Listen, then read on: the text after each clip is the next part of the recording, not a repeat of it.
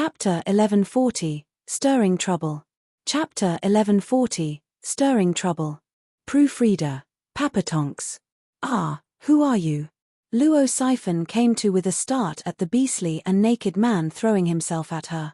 She snapped her hands forward out of reflex, pushing him back, into the floor, and making him cough blood. The drug had long since taken over the Prince of Harvest's mind, numbing his senses and taking away his reasoning. Regardless of the pain, he only saw the girl as a tasty morsel, coming at her with lust in his eyes. Luo Siphon was scared silly, but her instincts as a peak radiant stage cultivator kicked in once more, flinging the deranged man away and bleeding. The man was so far gone he cared not for his life, going for her again and again, only to be repelled every time by the 30ish time Prince of Harvest's fat body got bounced back. He looked battered all over, but his eyes never lost their ravenous hunger as they sought out Luo Siphon. Luo Siphon was horrified, even though she won. Murong Shui looked inquisitively at Zhuo Fan. Why? Why what? You had him restrained, so why let him go so the girl would deal with him? Zhuo Fan said, I feel like finding out what Bailey Jingwei is up to, and for that, I let him win. You let him win? Sure. I've had my eyes on the central area for years now and I'm planning on destroying it soon, for my plan to return. I can't wait a moment longer. As for why I held back, 1 is because Bailey Yutian's a mystery, and 2, Central Area's recovery in these recent years has been going far too easily. You've seen for yourself how strong Central Area was in the war, stronger than all 4 lands' forces. Zhuo Fan sighed, unless it makes a move, no one can shake that rock. Now that he finally showed his hand, I'm not about to stop him. Murong Shui's brow shook. Then why did you stop his savage act for a moment there? You could have not interfered at all. Miss Murong. Know this, I let him move, but I also have my limits. No harm will ever come to a Luo clansman. Zhuo Fan eased a long breath. In all fairness, my plan would have been in motion all the same if Danqing Shen had killed Yunhai. But I stepped in because he cannot die. The same went for stopping the crazed prince, so Siphon wouldn't get hurt. By letting him act, I allowed Bailey Jingwei's plan to continue as I moved under this distraction. Nothing would have happened since Siphon is at peak radiant stage while the prince is just a fresh radiant stage cultivator. It'll only make Yunhai feel bad, is all.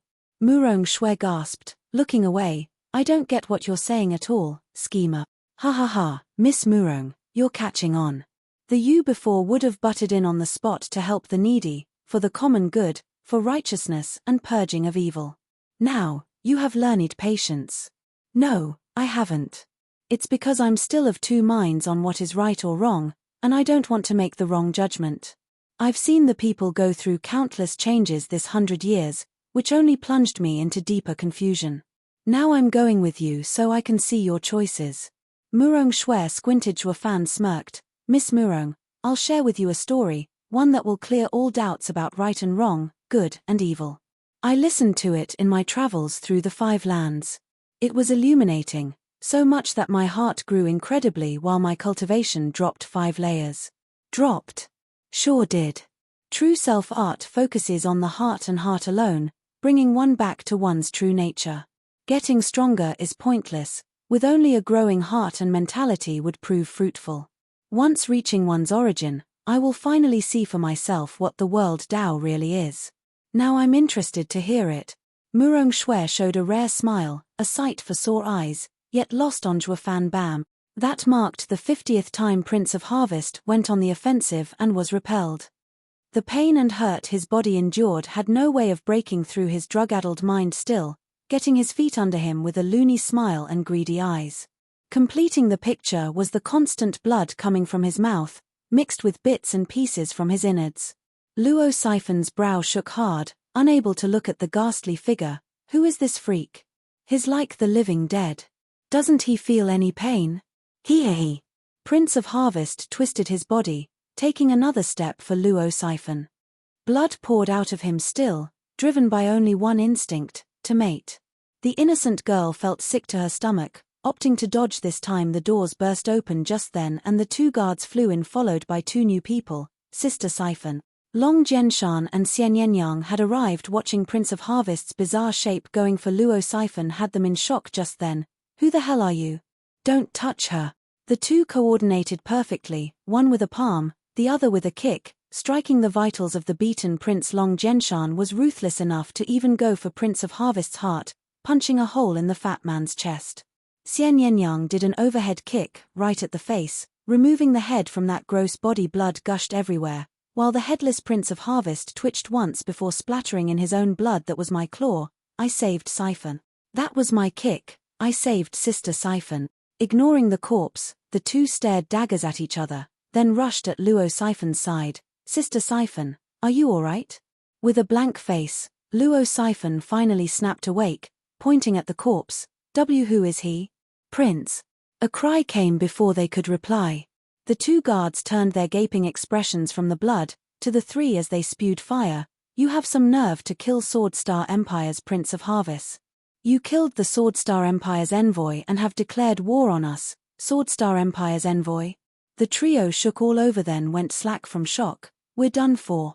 Zhuo Fan chuckled from the shadows. Oh, the brats are in for it now, ha ha ha. Is this Bailey Jingwei's plan? Dragging Western lands into a war? If it were that easy, he wouldn't be Bailey Jingwei. War? He can't suffer from it, ha ha ha. Zhuo Fan waved her off, walking away. Bailey Jingwei has started, and so shall I. I've waited 100 years for this. Wu Randong, your bitter wait is at an end. In the brightly lit imperial palace, with 3 rows of guards inside and another 3 outside, making it foolproof, Yuan Yong attended the banquet held for the Sword Star Empire delegates, ridiculing, "Third brother, it's been ages since my last feast in the imperial palace. It feels awfully foreign. Since when did a third-rate empire have soul harmony guards? And dozens of them too. Third brother, you've sure gotten the empire far, ha ha ha. Imperial brother, there's no need for hazing. The Luo Alliance sent the guards for your protection. I am but the lord of a meager empire and have no right to have even one soul harmony expert in my employ. To be frank, master is only at the 5th layer of ethereal stage." Yuan Tsong spoke coldly. Luo Yunhai's group stared hard at him. Yuan Yong sneered, "Fang Qiubai? Isn't he Tianyu's divine dragon? Why is he such a disappointment? Only 5th layer ethereal stage? That's my level. Ha ha ha. Brother is Sword Star Empire's Deputy Minister of War, enjoying lush resources, unlike our barren lands. It's normal for brother to outdo master." Yuan Yong nodded. "Right you are, brother. Central Area's environment is way better than here. Take the lowest official in the Central Area and you still won't find any weaker than the Emperor here." In face of such an empty taunt, Yuan Tsong smiled, to each his own ambition. Some like to be the head of something, however small, while others prefer to bask in the glorious stool of others, to smell their stench. There's no forcing one's nature.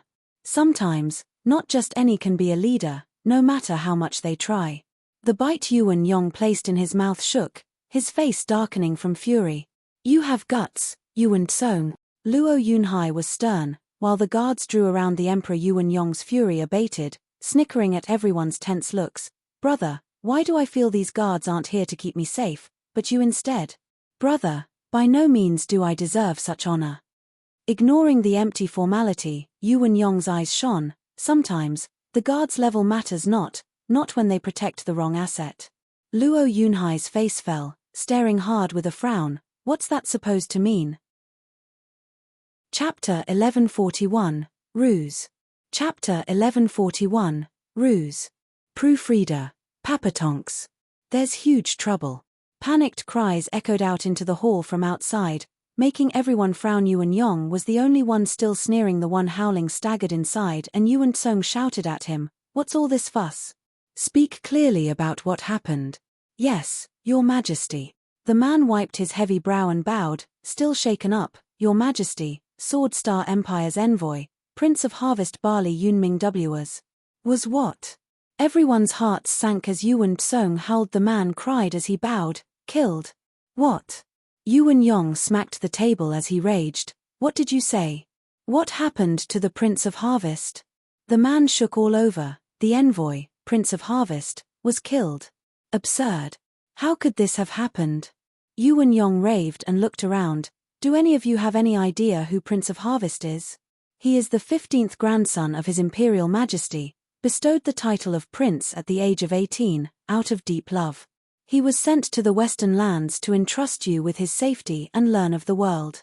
But you had an assassin at every corner, I see. Sword Star Empire will not stand for this. Everything that comes is on you. Everyone's heart was in their throats. The Central Area Envoy, a prince no less, was killed here. They had to answer for it, unable to escape such dire consequences. Yuan Song pondered. Brother, it's too early to assume. You said that the prince was unwell and can't attend the feast. Then he must be in his quarters. How could he be assassinated? Yeah, the guards there are thorough. Not only deputies' men, but also Luo alliances. How could there be a hit? Luo Yunhai spoke with conviction. Yuan Yong mocked. How should I know? Where was Prince of Harvest attacked? Yuan Yong looked with disdain at the man. Sir, Prince of Harvest was murdered, at Fragrant Manor. Fragrant Manor, a brothel? Yuan Song let it slip and earned the ire of his empress, Long Kuei, who whispered, what's with that quick reaction in calling it a brothel? Do you know it? No, not at all. I just heard about it, yeah, from Xiao Lizzie, ha ha ha. Him? Won't an eunuch feel crushed going there? Long Kuei had a cruel smile. Yuan Song gulped and switched topics. Empress, this isn't the time for trifles. The envoy is dead, with heavy implications. We must ascertain the truth. Brother, why did the Prince of Harvest, safe in his quarters, appear in a brothel? Is there something we should know? Yuan Song spoke earnestly. This is no longer a matter of protection. We can't protect him if your envoy goes wherever without telling us. We need to be aware of his every move, be it the brothel or the bathroom. Luo Yunhai gave the emperor a thumbs up. The emperor ain't just for show, so quick to shirk the blame. The empress did not complain further, knowing this was matters of national security. Yuan Yong rubbed his beard, his eyes flashing. Guard, execute all who were on duty. What's the point of them if they can't even notice the prince sneaking out? Yes. A man next to him bowed and ran off. Yuan Yong glanced at Yuan Song. Satisfied with my unbiased decision, brother? Who's at fault will get the blame. I know how to be fair. I have no comment. Yuan Song refused to reply. Yuan Yong looked at the man he sent. Though the guards are punished for neglecting their duty, they're not to blame for the murder. Now, who was it that killed the prince? Have you caught the outrageous criminal? Yes, but, the man hesitated, glancing at Luo Yunhai. Luo Yunhai's heart sank with unease. Yuan Yong demanded, stop blabbering and bring them here. Let us see who had the nerve to commit such a treasonous act. Yes. The man nodded and sighed as he went to pass the order. 5 people came in, escorted by many guards. Luo Yunhai cried out, Siphon. Dad. Luo Siphon teared up, looking victimized along with Long Zhenshan and Xian Yenyang, alliance leader. What's the meaning of this? What did they do this time? You're supposed to bring the criminal, not a girl. Yuan Yong said. The obvious Prince of Harvest's guards bowed and pointed at them. Deputy sir, these 3 killed the prince. The body is outside, scattered. What? Luo Yunhai gasped. It can't be. The 3 lowered their heads, admitting with their silence. Luo Yunhai held his head, with Yuan Song growing restless. What's with this girl getting involved in this huge problem? A ruse must be at play here. Yuan Yong snickered, his hand gushing with yuan qi. Since we have the culprits and it's due to our neglect, I shall do away with the criminals and not trouble you, ha ha ha. Yuan Yong's hand came down on Luo Siphon's head. Luo Siphon cried out in fright, the attack stopping inches from her hair. She cracked a frightened eyelid to see her father gripping the deadly attack with fury. Peak Soul Harmony Alliance leader, a man among men deserving his name, Humph. Yuan Yong's face shook, pain stabbing his hand as he released his attack, yet challenging Luo Yunhai, alliance leader. What's this? You ought to know this matter involves the envoy and shouldn't be biased. I killed the guilty guards and killing the culprits should be the best resolution for you. Luo Yunhai took a deep breath, not releasing his grip, showing the deep worry plaguing his heart.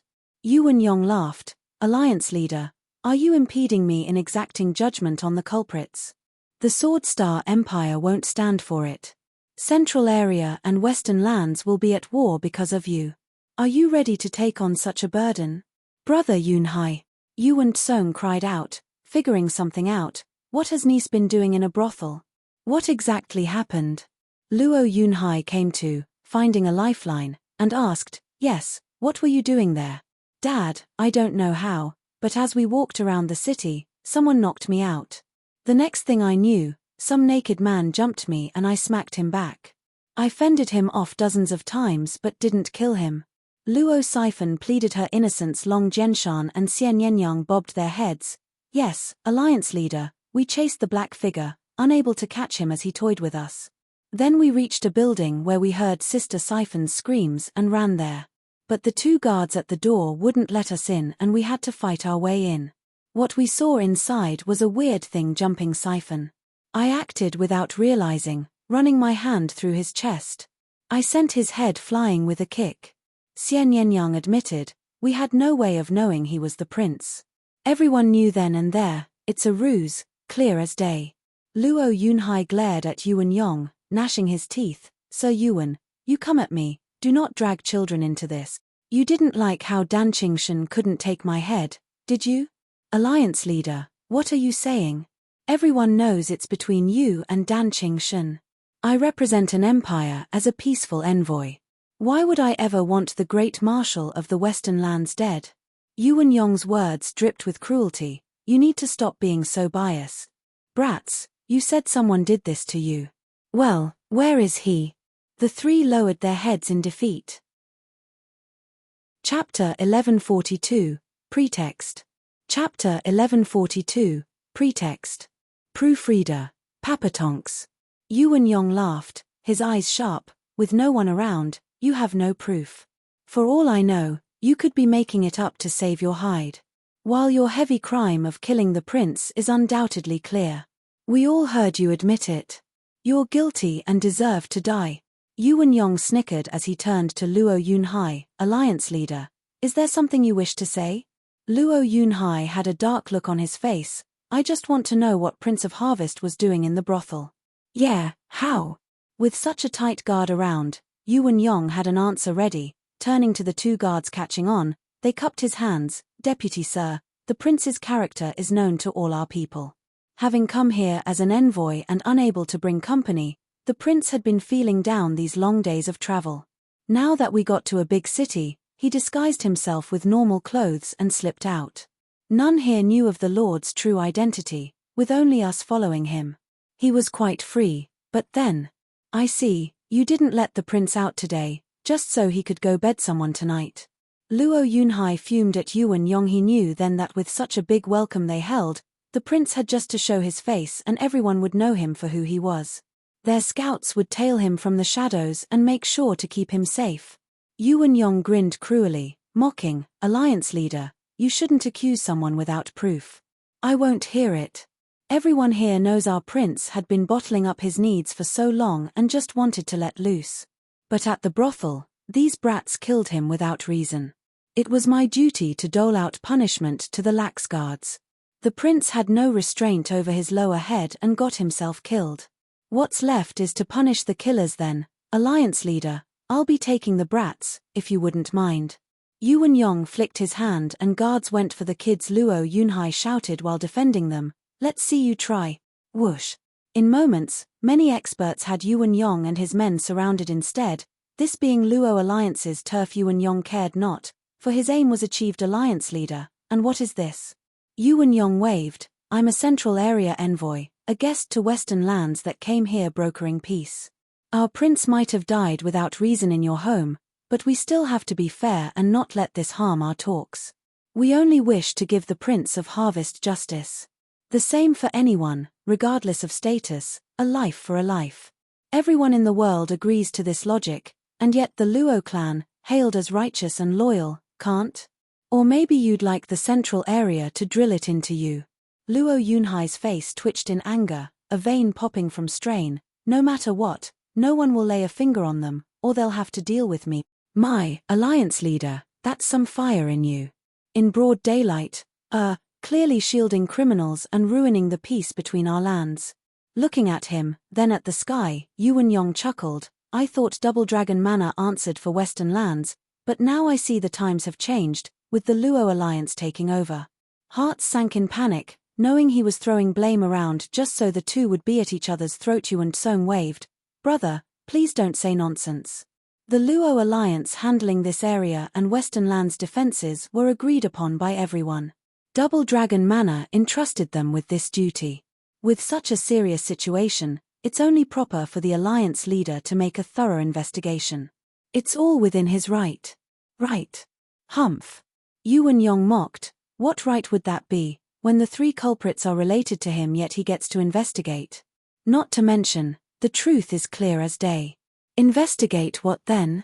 Alliance leader's reaction is clearly that of harboring them. Yuan Yong's accusation only grew wilder and wilder. Luo Yunhai was silent, stewing in rage. Fine, this is Luo Alliance's turf and we're just a group of delegates, unable to take the criminals from Luo Alliance. Let's go. Being at odds for a while, Yuan Yong smiled in the end, calling his men back. I'll be sure to report this to the Empire and the Double Dragon Manor. Let's see what they have to say. I only wanted to handle this quietly, on account of Tianyu being my homeland, but you just keep fighting me on this. Now you'll suffer for it, humph. Yuan Yong glared at Luo Yunhai one last time, laughing as he walked out. Yuan Song panicked at the thought of making this matter bigger, rushing after Yuan Yong. Brother, wait, please don't. Yuan Yong got what he wanted and saw no reason to waste words on the other. He rushed back, eager to send his report. Prime Minister, the first step is complete, humph. 2 jade slips streaked the sky with their green light, reaching Bailey Jingwei and Double Dragon Manor in 3 days. That was the moment all the land's leaders came to know of Alliance leader Luo's daughter's crimes, to which Bailey Jingwei had his response ready from the start. The Sword King led 5 million soldiers of the Empire to ramp up the pressure on the border between the two lands, readying for war. Bastard, this is just a pretext of Bailey Jingwei to take it out on Western Land. Bam!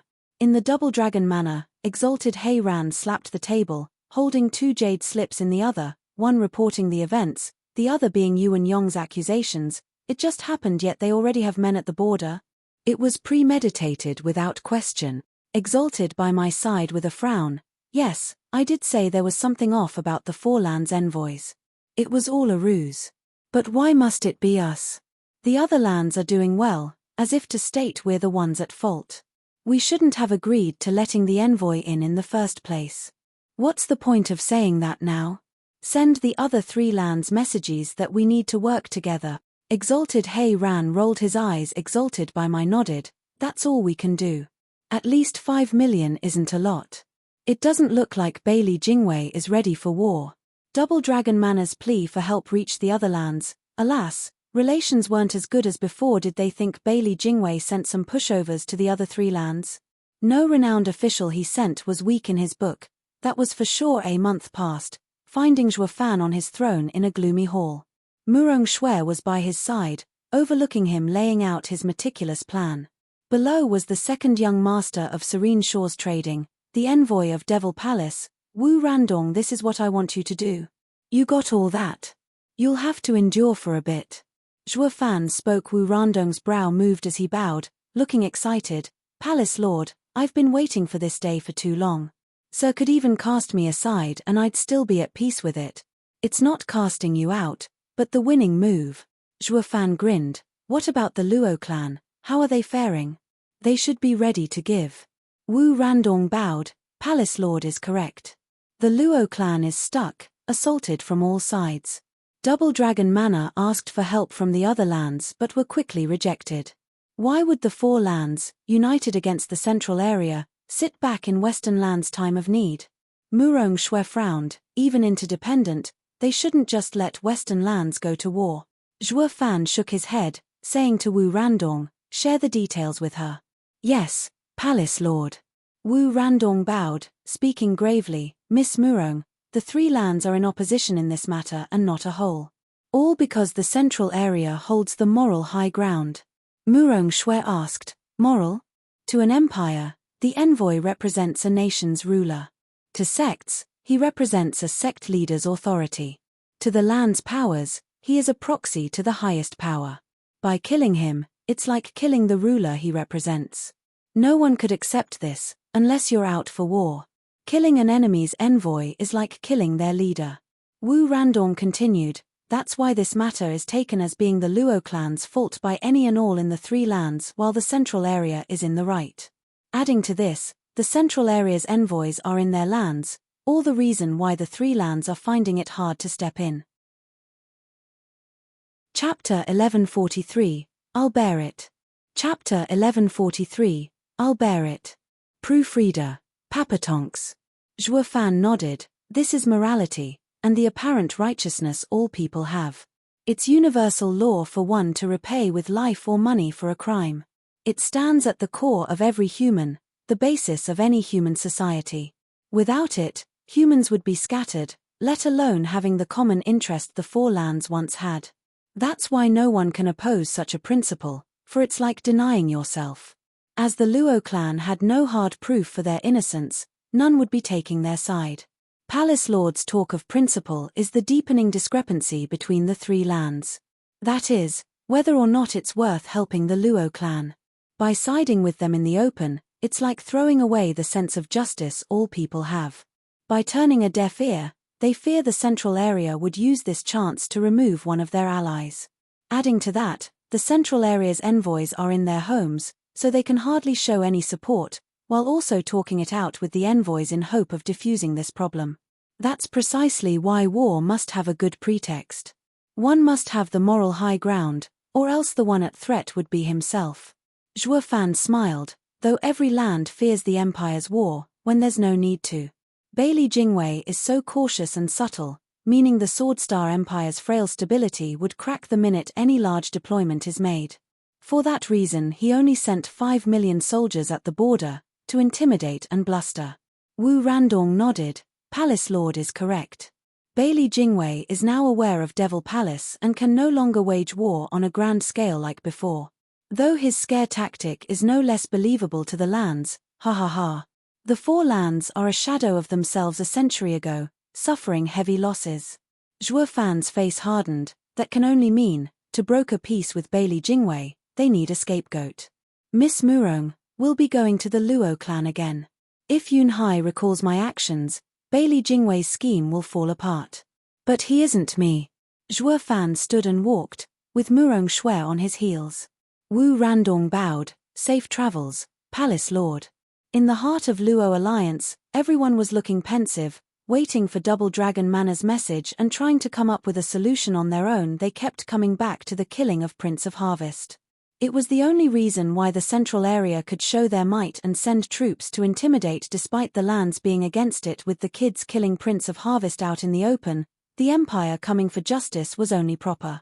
They could say it was a trap all along, but the schemer was also sure to tie up any loose ends. That guy in black who took Luo Siphon was gone. With so many guards among the delegation, anyone could have put on a disguise and led the kids away. It's impossible. Zhuge Changfeng shook his head, worried as much as the other two. Bailey Jingwei must have set it up, but why? Is it just to target us? Even if we admit it, what then? It'll only take out some scapegoats. One prince for the life of 3 kids. Why would he do that? Lung Wuchang was solemn. It's obvious he's not after the brats with such a twisted trick. He knows clan head would never give them up. Lung Wuchang glanced at the pensive Luo Yunhai. Luo Siphon was in her mother's embrace, looking at her father with tears in her eyes. Whoosh. Wen Dao and Wu Qingqiu rushed in. How is it? Luo Yunhai jumped to his feet and welcomed them. What did the Exalted say? The two found it hard to speak, with Wu Qingqiu starting. Brother Yunhai, we're the ones at fault, while Bailey Jingwei had kept talking with the 3 lands to stay out of it. They take it as being against the 4 lands' common interest and nothing more than a personal grudge, while hoping of diffusing this problem to avoid war. The Exalted, each man for themselves, to sacrifice them for the Western lands' peace. If the matter isn't settled, they would keep pushing us and the other 3 lands leaving us aside. I knew it. Zhuge Changfeng leaned back in his chair with a sigh. Luo Siphon cried in her mother's embrace. Mom. Siphon, it's all right. I won't let anything happen to you. Rubbing her back, Yua's heart was torn as well. Luo Yunhai gnashed his teeth. In other words, the Exalted want my daughter to take the blame to make the central area retreat. The two hung their heads. Don't they know she's been set up? Luo Yunhai howled. Wu Qingqiu sighed. Anyone can see what is going on, but without proof, The central area had the pretext to wage war while the other lands have no reason to intervene. How could they help? Helping Luo Alliance harbor criminals? No leader of the three lands would ever accept this. The war must be right, even if on the surface. It's not about the lands standing united, it's about reason. When Dao patted Luo Yunhai's shoulder, "Brother Yunhai, sorry, we're unable to give much help." Luo Yunhai's brow shook, looking at his crying daughter. His eyes shone and stormed out. No one chased him. Maybe Alliance leader needs time to calm down. 5 million soldiers wasn't many, but they had a sword king leading them. When the war started, the death toll would be huge, something none from Western lands wanted to happen. 3 days later, Yuan Yong walked in the dead of night through a gloomy forest. When someone popped in front of him, Yuan Yong smiled and cupped his hands. "Alliance leader Luo, was it you that asked me to see me here? What would Alliance leader ask of me on this perfect night for murder? Let the children go." Luo Yunhai glared at him. Yuan Yong cackled. "What's this, Alliance leader? It's a heavy crime for her to kill the Empire's precious prince. With the entire affair so huge, you just want me to let your daughter go? You're barking at the wrong tree. I'm just an envoy, a messenger. I don't have the authority to pardon a national criminal. Spare me the theatrics. We're the only ones here. Why are you doing this?" Luo Yunhai shouted. Yuan Yong looked around, showing his sneaky grin. "Nothing, really. Our intent was plain from the start, to exact justice for Prince of Harvest. Take the culprits and punish them." Yuan Yong emphasized his words, reading Luo Yunhai's face. "The kids didn't do crap. There's no point in taking them." Luo Yunhai caught his drift, squinting. "I'll go with you. Bailey Jingwei is after me, isn't he? Then I'll go with you to the central area." Yuan Yong chuckled. "To the central area? The Great Alliance leader Luo, with half of Western lands behind you, there's absolutely no reason to kidnap the mighty marshal. This would make your friends attack and we'll start another world war all over again. Although I haven't been in Western lands for many years, I also know very well that the Luo Alliance puts benevolence first and has many allies. Touching you is like poking the hornet's nest. Shove it. Don't you need a pretext?" Luo Yunhai sneered. "I made the brats kill Prince of Harvest. They're just like assassins that listen to my orders. I'll bear this blame. Take me, the main culprit, while leaving those nobodies aside." Yuan Yong stared in those firm eyes and chuckled. "Is this true? My word is my bond. Great, since the Alliance leader said it, I'll oblige, but no take-backses. Hey." Yuan Yong snickered, his eyes shining. "Alliance leader, after you. Though you should know, the 5 million strong army at the border won't leave until you enter our empire's lands. You don't have to tell me." Luo Yunhai was calm, walking forward. Yuan Yong followed with a winning smile. In the morning of the next day, the delegation sent word to all Western lands a most shocking news. The Alliance leader Luo, Marshal Luo Yunhai, instigated the death of Prince of Harvest, and Deputy Yuan Yong was taking him back to execute him. Chapter 1144, Trend. Chapter 1144, Trend. Proofreader, Papatonks. Whoosh tilde. As Yuan Yong's delegation was set to leave, thousands upon thousands of men had the tiny Tianyu imperial capital surrounded, ready for war. Yuan Yong snorted and glanced at unconcerned Luo Yunhai. "Alliance leader, I told you that you have many friends. We haven't even started and they came, humph. Friends, step aside please." Luo Yunhai caught on and stepped forward with a bow and cupped hands. "Thank you all for your intentions towards me and the Luo Alliance, but the central area and Western lands are on the path to war because of me. Giving my life for Western lands is my duty. I ask that everyone accepts." Luo Yunhai bowed once more. The huge crowd replied in kind. "We respect Alliance leader Luo's righteousness." "Dad." Luo Siphon rushed out of the ranks, going for her father. "Dad, it's all my fault. I should take the blame. It isn't yours to carry." Luo Yunhai smiled. "Siphon, it had nothing to do with you. They were after me. Why else were they so quick to accept me taking the blame? Now go back, don't let this hold you back. It'll all be fine. Dad." Luo Siphon sobbed. Long Jianshan and Xian Yenyang approached, looking forlorn with their hung heads. Luo Yunchang, Yua, and Zhuge Changfeng wanted to get their clan head home, but they knew his mind was set and did not say anything. Only Yua came next to Luo Yunhai, holding his hand. I'm going with you. Yua. Ever since we held hands for the first time, we never separated. Yuna smiled as she turned to Luo Yunchang. Sister, I'll leave Siphon in your care. Luo Yunchang's eyes shook, looking long at the couple, and gave a painful nod. Mom, you too. Luo Siphon cried harder, crushed from sorrow. Yua rubbed her cheek with a smile. Once together, only death will do us part. Siphon, I won't ever leave your father. I'm sorry for not looking after you. Dad, Mom, Luo Siphon cried harder. Luo Yunchang and Yua exchanged looks, and the latter knocked her out to let Luo Yunchang take her. To their relief, Luo Yunchang took the girl and returned to the crowd. But Luo Yunchang was also struggling, closing her eyes shut as tears fell down her cheeks, her heart breaking with every step. I'll leave the Luo clan to you, steward. Luo Yunhai saluted Zhuge Changfeng and the others, leaving with Yuan Yong's escort. In their travels, any with even a bit of honor would see them go. They all knew the Luo clan was framed. That was why Luo Yunhai took the blame from his daughter to settle the tense situation. He had earned everyone's respect and admiration with his selfless act. Yuan Tsong and every sect leader, including the former enemy Qin Hao from Qin society, came. All known figures came to see Luo Yunhai off, the greatest meeting in Western lands. It caused a great shock in even Yuan Yong. Luo Alliance has far greater clout in Western lands than I thought. The only one missing is Double Dragon Manor. From a dark corner, Zhuo Fan watched with a shaking head. Oh, those old coots, they won't even put up a token of effort. Humph, he is giving his life for Western lands, and by not showing even the slightest intention, they'll only earn the people's ire. You won't step in to save him? Luo Yunhai didn't die to Danqing Shun, but will now be executed in the Sword Star Empire capital. Murong Shui teased. Zhuo Fan shook his head.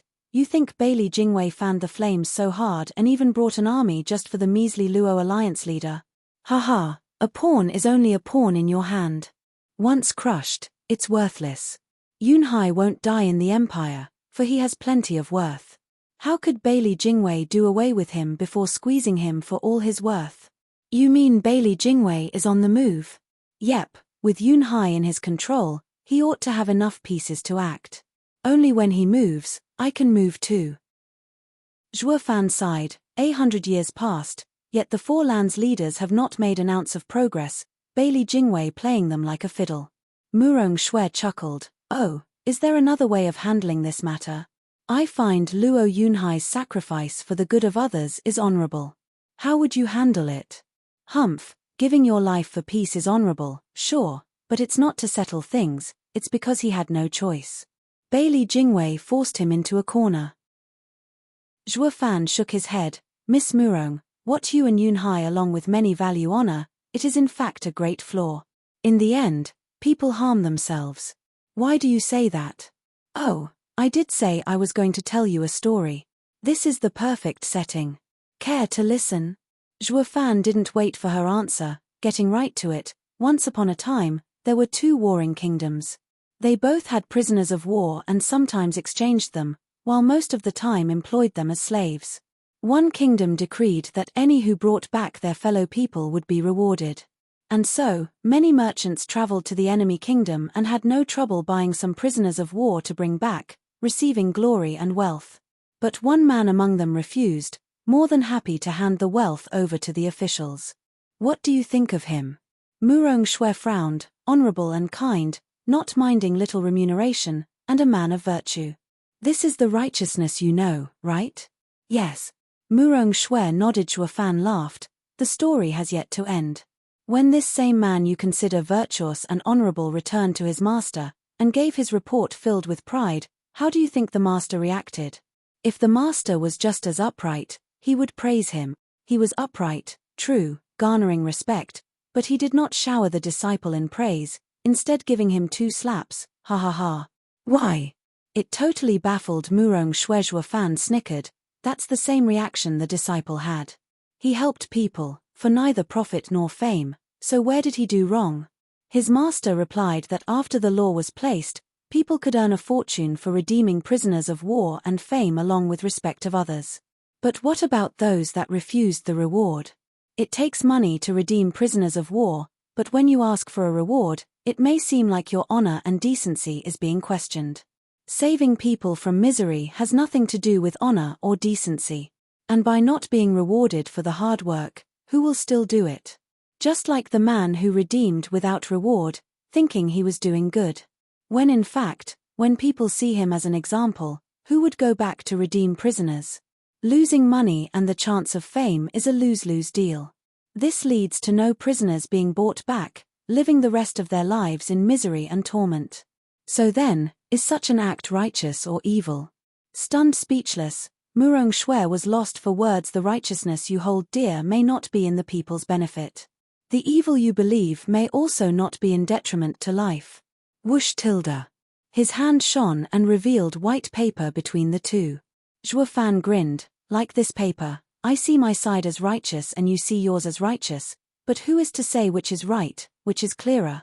Murong Shui's heart sank. Zhuo Fan laughed, dangling the paper. In the end, what we choose isn't right or wrong, but what we want to see or face. Once you see what others want to do, we just show it to them. Just like in the story, the goal is to redeem prisoners and save them from suffering. It's not to show off your moral values and pointless theatrics that are more of a hindrance than help, ha ha ha. But, how are we to see what we want? By following the trend. Zhuo Fan grinned, human nature is selfish, you can't deny it.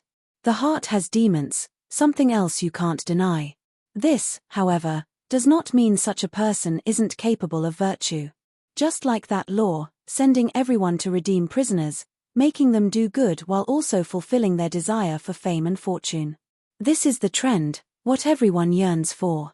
It's totally natural for a good man to be selfish. The righteous one holds isn't to purge one's demons, but embracing them instead, for righteous and demonic may not be in such contradictions to begin with. Chapter 1145, Answer. Chapter 1145, Answer. Proofreader. Papatonks. Murong Shui gave him a long look and a nod. In other words, anything is allowed, be it good or evil, as long as it follows a good trend. Going by the upright and honorable Miss Murong, that is your wish. Zhuo Fan smiled, just like another tale. A thief entered a rich house to steal, only to find the owner deathly wounded and called for help, leading to his capture. But at the trial, he was released. The verdict read, I would rather have thieves saving lives, then our world turned into a living hell, with none lending a hand. This is also a trend. Reason dictates that releasing a thief was against the law, but it gives birth to a trend, making life precious, far more precious than anything in the world. Like so, it would lead to the belief that even if one steals, he would do not harm. Those who harmed would be punished severely while those who didn't will have lighter sentences. It's clearly his own evil machination, yet the trend made it honorable by saving lives as result. Thus, evil is evil, stealing is stealing, fighting is fighting, yet there would no longer be harmed people. Not for others, but for oneself. Murong Shui nodded numbly, her heart changing as she discovered a new way of looking at things. Zhuo Fan chuckled, turning to the tide of people, returning to Yunhai, he took the blame to secure Western Land's safety, an act both honorable and admirable. But after that, Bailey Jingwei's plan bears fruit.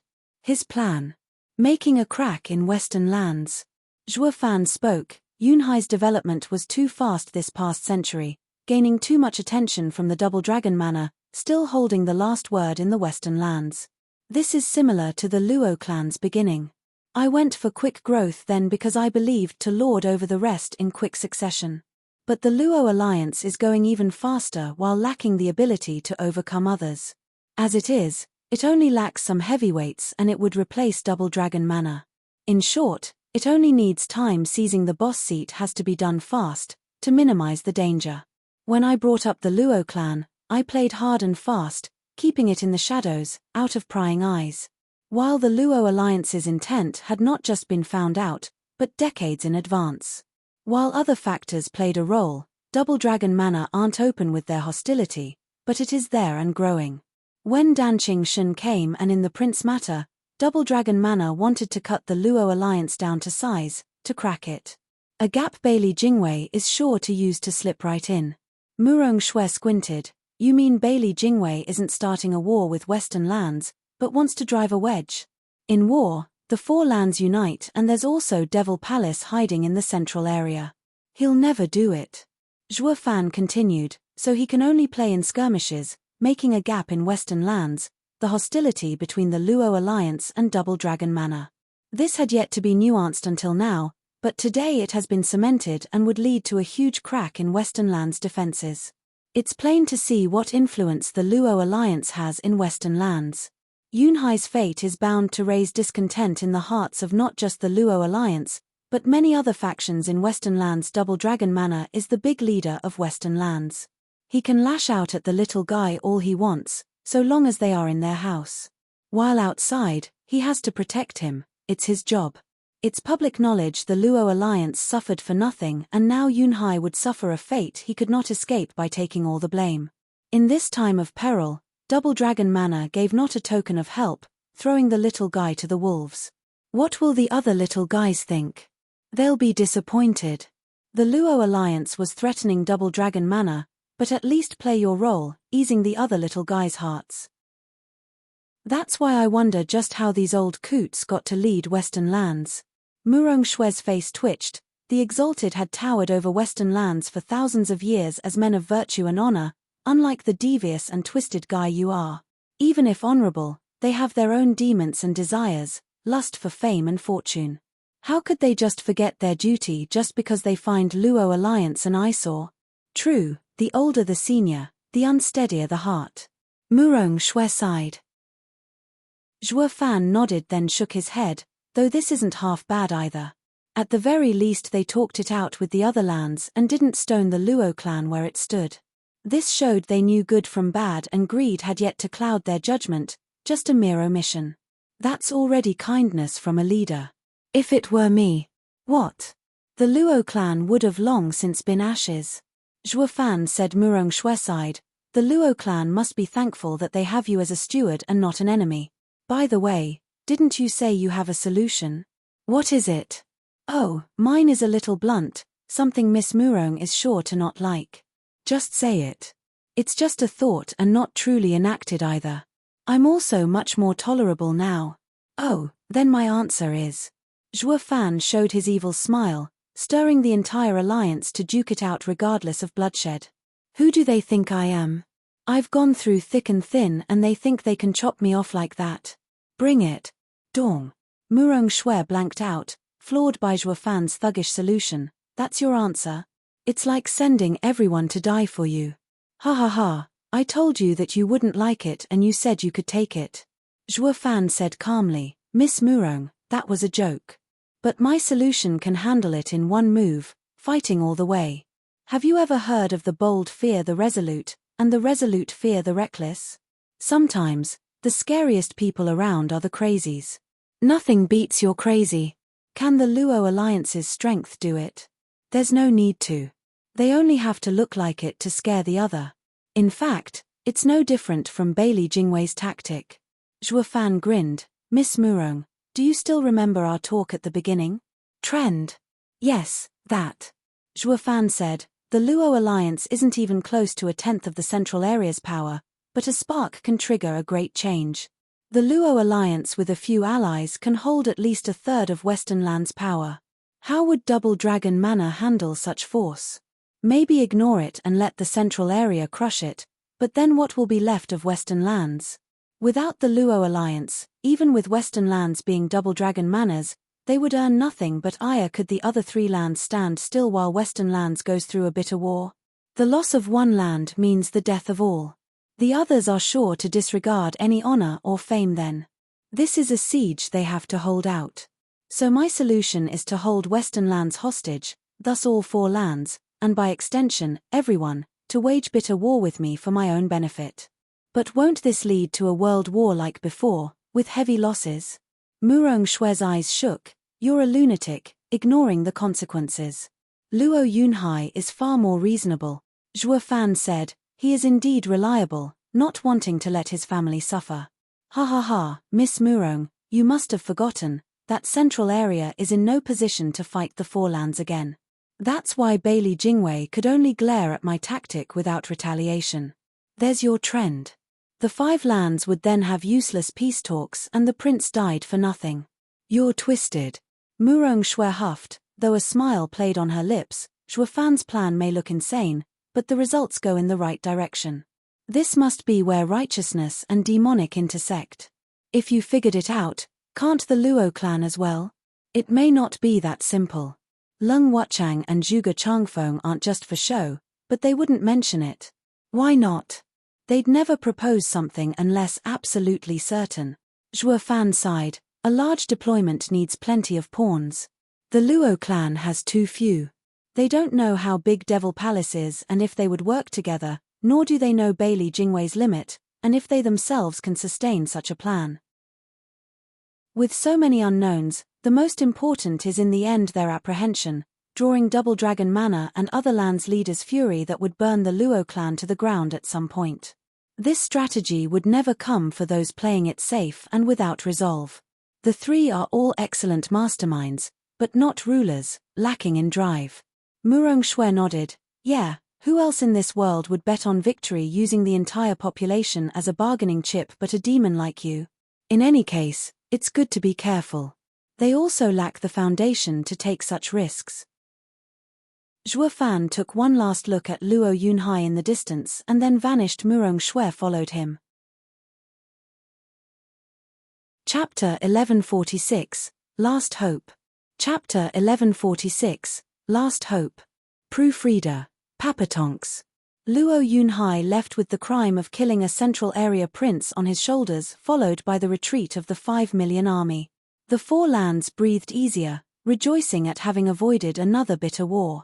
Whatever Bailey Jingwei was thinking, they never wanted to wage war with him, be it in strength, numbers, and peak experts. They lost to the Central Area by a clear margin. In a high-level battle, last time they had Zhuofan leading them, so who was to match Bailey Jingwei's brains now? The leader's joy and celebration was Luo clan's sorrow. Everyone, with Luo Yunchang and the numb Luo Siphon, sat in their chairs with worry. The 3 minds sighed, the venerables lowered their heads, losing their boldness. Bam! Li Jingtian slammed the table and jumped to his feet. We're going to get clan head back, hide for a while and the news will just blow over. Bull. Did you forget who holds him? Sword Star Empire. Have you forgotten the miserable defeat to Dan Qingshan? Save him. Watch out not to leave your life first, humph. Leng Wuchang glared back with a louder voice. Everyone started, for Sir Leng was always respectful to the venerables. It was clear that even he took the loss hard. Li Jingtian slammed the table again. What then? Are we going to let clan head go with them and have the empire execute him? I've been with clan head in wars for 100 years now and never so furious. Elder Li, wait. Zhuge Changfeng was quite calm, his eyes sharp. Bailey Jingwei is known as the best minister in the world. His schemes are deeper than anyone's. Nobody can rival his strategies either. Did he make such a convoluted plan just to take our clan head's life? No disrespect, but no matter how strong the Luo alliance is, it's far from worthy of his full attention. The play has yet to end. Just wait. The others nodded in silence. Luo Siphon lit up. Grandpa Zhuge, you mean Dad will live? He should. Clan head is a pawn that Bailey Jingwei now may use in some way. What's certain though, is that a pawn isn't to be discarded so soon. Zhuge Changfeng frowned and sighed, but Bailey Jingwei is treacherous and cunning. We may guess his next plan, but what of it? We don't even have the strength to hold negotiations. Steward Zhuo was the best at this. Leng Wuchang sighed. If Steward Zhuo was here, clan head would have never been taken. He'd have a way to make the Central Area suffer for it. The others all nodded their heads, recalling the good old days. Steward Zhuo. Luo Siphon let the words sink in. Is he the one Auntie loves? How could he save Dad? Pa. Patting her head just a bit harder, Luo Yunchang held a bitter smile, her eyes filled with emotion. Yes, the Luo clan would have no problems with him around. Siphon, you may not know, but Steward Zhuo is our first steward and the founder of the Luo Alliance. The first 7 elders all know Steward Zhuo's power back in the day, playing a pivotal role in what the Luo clan is today. Li Jingtian was grave. With clan head's righteous style, the people respect us. But Steward Zhuo commanded with an iron fist, shaking many of us just thinking about it. But more than anything he has our admiration and reverence. Clan head is a righteous leader while Steward Shuo was a tyrant. The Luo Alliance's foundation was laid by Steward Shuo every step of the way. Without him, there wouldn't be a Luo Alliance. Luo Siphon gasped, "Really? Is he that great? I thought he was just Auntie's lover and so you didn't talk about him to not make her sad. Now I see he was so important to the Luo Alliance, even more than the 7 elders. Not just important, the elders bowed at his coming." Yu Ming finally spoke, recalling his past. In essence, he was the Luo clan's clan head and its darkness. Darkness? Yes, the Luo clan couldn't have grown so much without a dark past. Yu Ming said, "He is behind it all. He handled and fought everything without qualms or fear. After he left and clan head took the seat, our lives changed.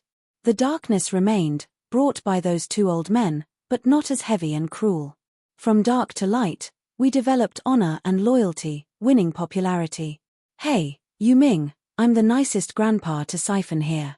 Don't just taint me. Yeah, like you haven't seen darkness either." Zhuge Changfeng and Leng Wuchang joined, glaring at him. "Don't go spilling our secrets to the children." Yu Ming smirked, "Old yet still playing nice? Look at me, I've always said it openly, I never left the darkness. How could you leave the darkness when you're the head of the Shadow Corps, in charge of intelligence?" TCH. The oldies snickered. Yu Ming turned serious. "One thing is certain, we must save clan head, not through honor, but the most vile and darkest trick. Old men, bring out all your dirty tricks from ages past and let's see if we can do it. Take what out? We'd have done it if we had any." Zhuge Changfeng rolled his eyes and sighed. "We've been racking our brains and still couldn't find anything usable. It seems only Steward Shuo could handle Bailey Jingwei." Luo Siphon lit up just then. "Steward Shuo can really save Mom and Dad. If there's anyone in the world that can match Bailey Jingwei and save them, then that's Steward Shuo." Zhuge Changfeng said, "Siphon, 100 years ago, in the World War, the Central Area's army, directed by Bailey Jingwei, was invincible. With little choice, the 4 lands made Steward Shuo their Grand Marshal, turning the whole thing around in 3 moves and crushing Bailey Jingwei's plan. In other words, if there's one that can foil the best minister's plans, that would be the best steward beneath heaven." Luo Siphon jumped out of Luo Yunchang's embrace in excitement, going to Zhuge Changfeng. "Grandpa Zhuge, tell me, where is Steward Shuo now? I'd have gone to find him if I knew." Zhuge Changfeng sighed. "We only know that Steward Shuo is dead, swallowed by the sea demon 100 years ago. It's unclear if it's true or not, but 100 years came and went without anyone seeing him. Maybe dead." Luo Siphon's hope was dashed as soon as it sprouted. Having just heard of someone that could bring back her parents, the next moment she found out he was dead. What about her parents? Luo Siphon turned forlorn, tears welling in her eyes. A chuckle reached their ears. "Of course it's fake. Steward Shuo is alive and well." "What?" All eyes turned to a girl grinning from ear to ear. Luo Siphon cheered, "Auntie Schwanger, Siphon, don't worry, there's hope for your parents yet." She hugged the girl and chuckled. Zhuge Changfeng jumped to his feet, as did the rest of them, cupping their hands. "Holy maiden, Schwanger, weren't you cultivating in your homeland? You're back so soon."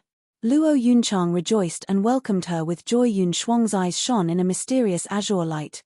"Yes, I had been training and saw the demise of Alliance leader Luo, but then his saving. So I rushed out to ask about it, only to learn that Danqing Shun was after him. It was certain death, yet abated in the end. Among all the people I know, there's only one man that can change fate, and he did it many times to release clan head Luo of his death. Who do you think it can be?" "Zhuo Fan." Everyone cried out. Then Luo Yunchang turned dully at Luo Siphon. "Siphon, didn't you say you scared Danqing Shun away? Just what exactly happened? Did you see him?" Luo Siphon's mind was hit with immense shock. "He's the one auntie and everyone calls Steward Shuo. Blind uncle is the first steward of the Luo Alliance." Chapter 1147, Inquire. Chapter 1147, Inquire. Proofreader, Papatonks. "What? No way. That blind swordsmith is the first steward and founder of the Luo Alliance." In a gloomy forest, A dozen people walked through the bushes. Long Jianshan cried out once Luo Siphon explained, staring with wide and dull eyes, "It's obvious now why he's so familiar to our alliance and knows everyone, not afraid of me, being the grandson of the original elders. He is above even them." Xian Yenyang rolled his eyes, huffing, "Please, he didn't need to be the most important in the Luo alliance to disregard your origins, not with his strength." "Oh, you're right." Recalling how Zhuo Fan repelled the dragon-cleaving Sword King, Long Jianshan's heart sank. Such a peak expert would hardly care about anyone. He must have left since the Luo alliance was so tiny for him. The Luo alliance is filled with experts but none to the level of Sword Kings. Being second best in Western lands is hardly enough to impress this god. Long Jianshan sighed, he stands at the very top and can defeat the entire alliance by himself, so why care about us? Now we're asking for his help and we're yet to know if he'll accept. Why else then did he hide his true identity? He must not want to be on our side. Pa. A quick palm struck him over the head. Long Jianshan shrank, looking back to see Luo Yunchang staring daggers at him. "Brat, what nonsense are you spouting? You know nothing of our founding steward. When we were at our weakest, he did everything for us, without the thought of casting us aside. Now it's no different." Luo Yunchang spat as she set him straight. "You think all are like you, selfish and cocky? I'll have to pay your grandfather a visit to get you in shape. Your dad's upright act was a bad influence." "Auntie Luo, I was just saying." "Why so angry?" Long Jianshan's face fell. "Dad may be sloppy, but I follow grandfather's example and uphold our clan's honor." "Ha." Luo Yunchang laughed and the others smiled. Luo Siphon glared at him, whispering, "Long Jianshan, stop back-talking. Steward Zhuo is very important to Auntie. Try to complain about him some more and see how she'll tear you to pieces." "That much?" Long Jianshan shivered, sneaking a peek at Luo Yunchang's icy look. "Auntie Luo, the blind swordsmith can't be your man, right?" "Hee. What are you looking at?" Feeling his nasty eyes on her, Luo Yunchang could read his mind like an open book, snapping at him. Then she shouted in annoyance, "Siphon, are we there yet? Where is that punk?" Luo Siphon bobbed her head, not wanting to earn the ire of a woman in menopause, pointing, "Just up ahead. There's a sword shack where the blind uncle lives. I finally found you, rotten bastard." Luo Yunchang was furious, though the light in her eyes danced with joy. Ignoring Luo Siphon, she rushed forth only to see the place desolate. The rest smiled. "Young miss can't wait after 100 years, ha ha ha." The others were just as eager, hurrying over. But as they neared the shack, they found the bamboo place empty, with Luo Yunchang coming out devastated. "Siphon, where is he?" "Ah, Auntie." Luo Siphon glanced at the empty place and rushed inside to check better. "This isn't right. We've been here twice now and it was filled with spiritual swords. Where have they all gone?" Li Jingtian and the 5 venerables offered. "Yeah, when we woke up from our wounds, there were hung spiritual swords everywhere. How come there isn't any now?" "Humph, isn't it obvious? That bastard scampered off. Does he hate seeing me so much?" Luo Yunchang gave a forlorn chuckle, on the verge of crying. She had been worried sick over him for 100 years, every second of it. Now that she got a clue, what greeted her was a cold and empty place. Luo Yunchang felt her heart breaking. It was no longer a matter of finding Zhuo Fan, but him avoiding them like the plague. No one could find him, not while he was running away. Luo Yunchang slumped on the ground, hugging her knees as she sobbed. "Did I do anything wrong? Does he hate seeing me so much?" "Auntie." Luo Siphon had never seen her so devastated and heartbroken. An old hand touched her shoulder. In comfort Zhuge Changfeng sighed, turning grave. "Miss Siphon, what happened then? Are you certain the blind swordsmith is Steward Zhuo?" "No." Luo Siphon frowned. "The 3 were talking while we shooed away. We couldn't hear them and didn't know who he was." Zhuge Changfeng took a deep breath, calculating as he spoke to Li Jingtian. "Those 3 are the strongest while the kids are just in the radiant stage.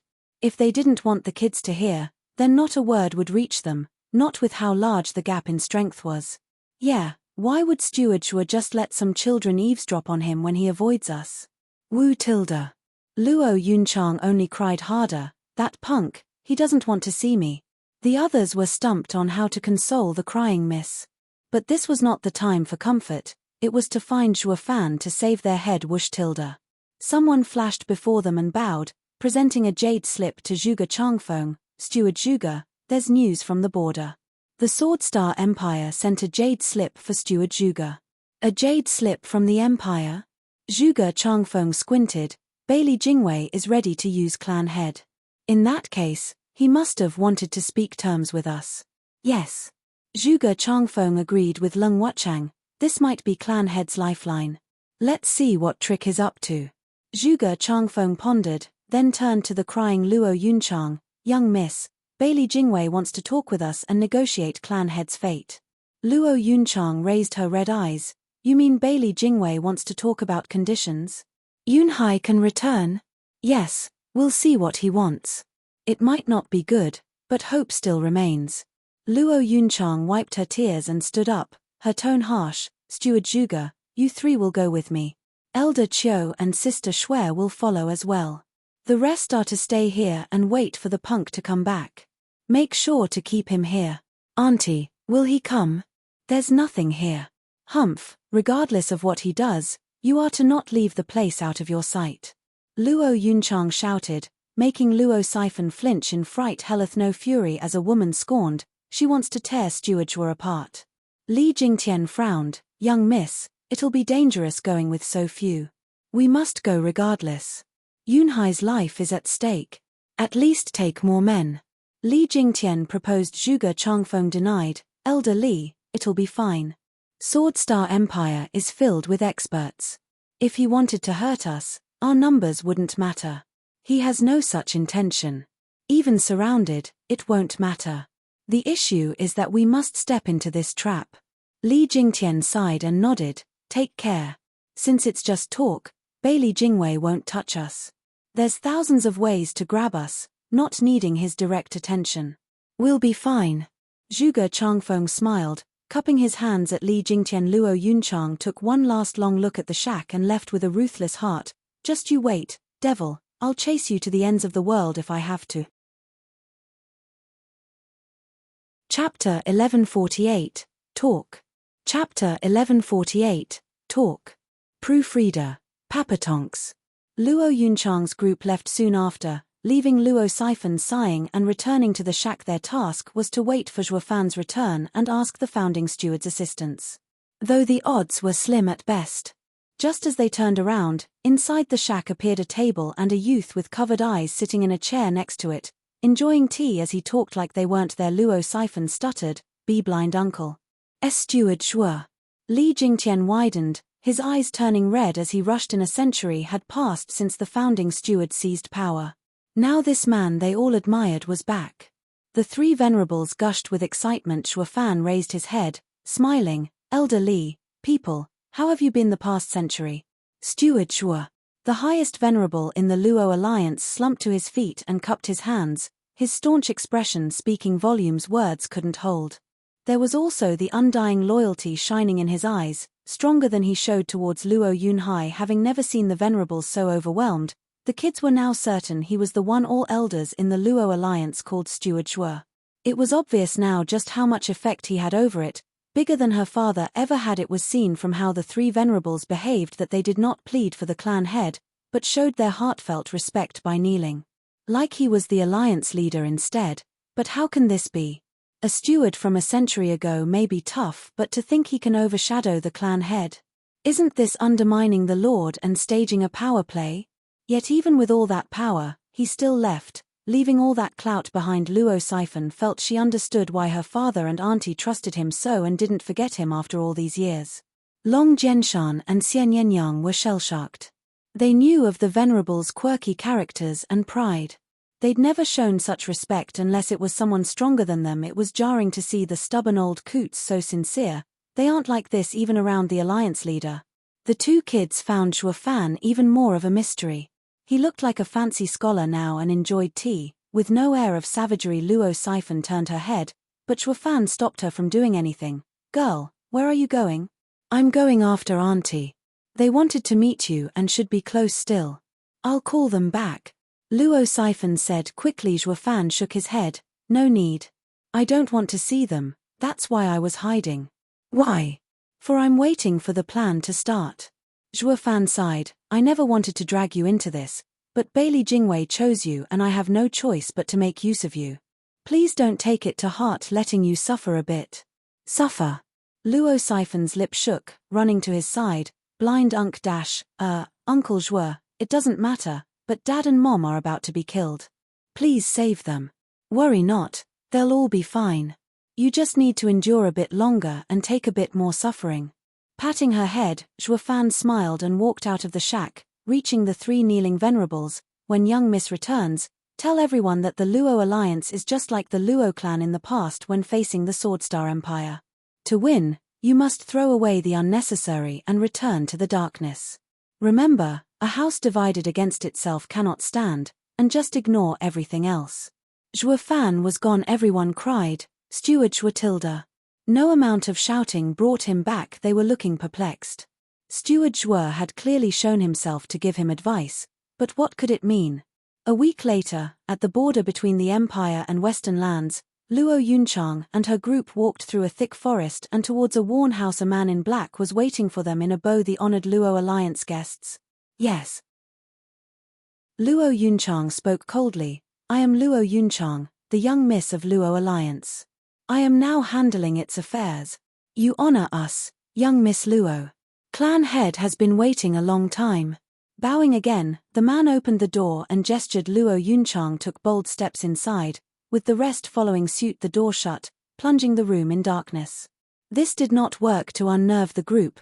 Keeping calm, clap tilde. With a few sharp claps, fires sprung to life, revealing a smiling youth in lavish clothes, patronizing. I've heard of the Luo clan that prides itself in its military heritage. Now that I see you in person, I see it rings true. For even their dame to have such mighty flair around her. I am in awe. Your Swordstar Empire Prime Minister, Bailey Jingwei, at your service, young Miss Luo. The man gave a bow and gestured to a chair, please.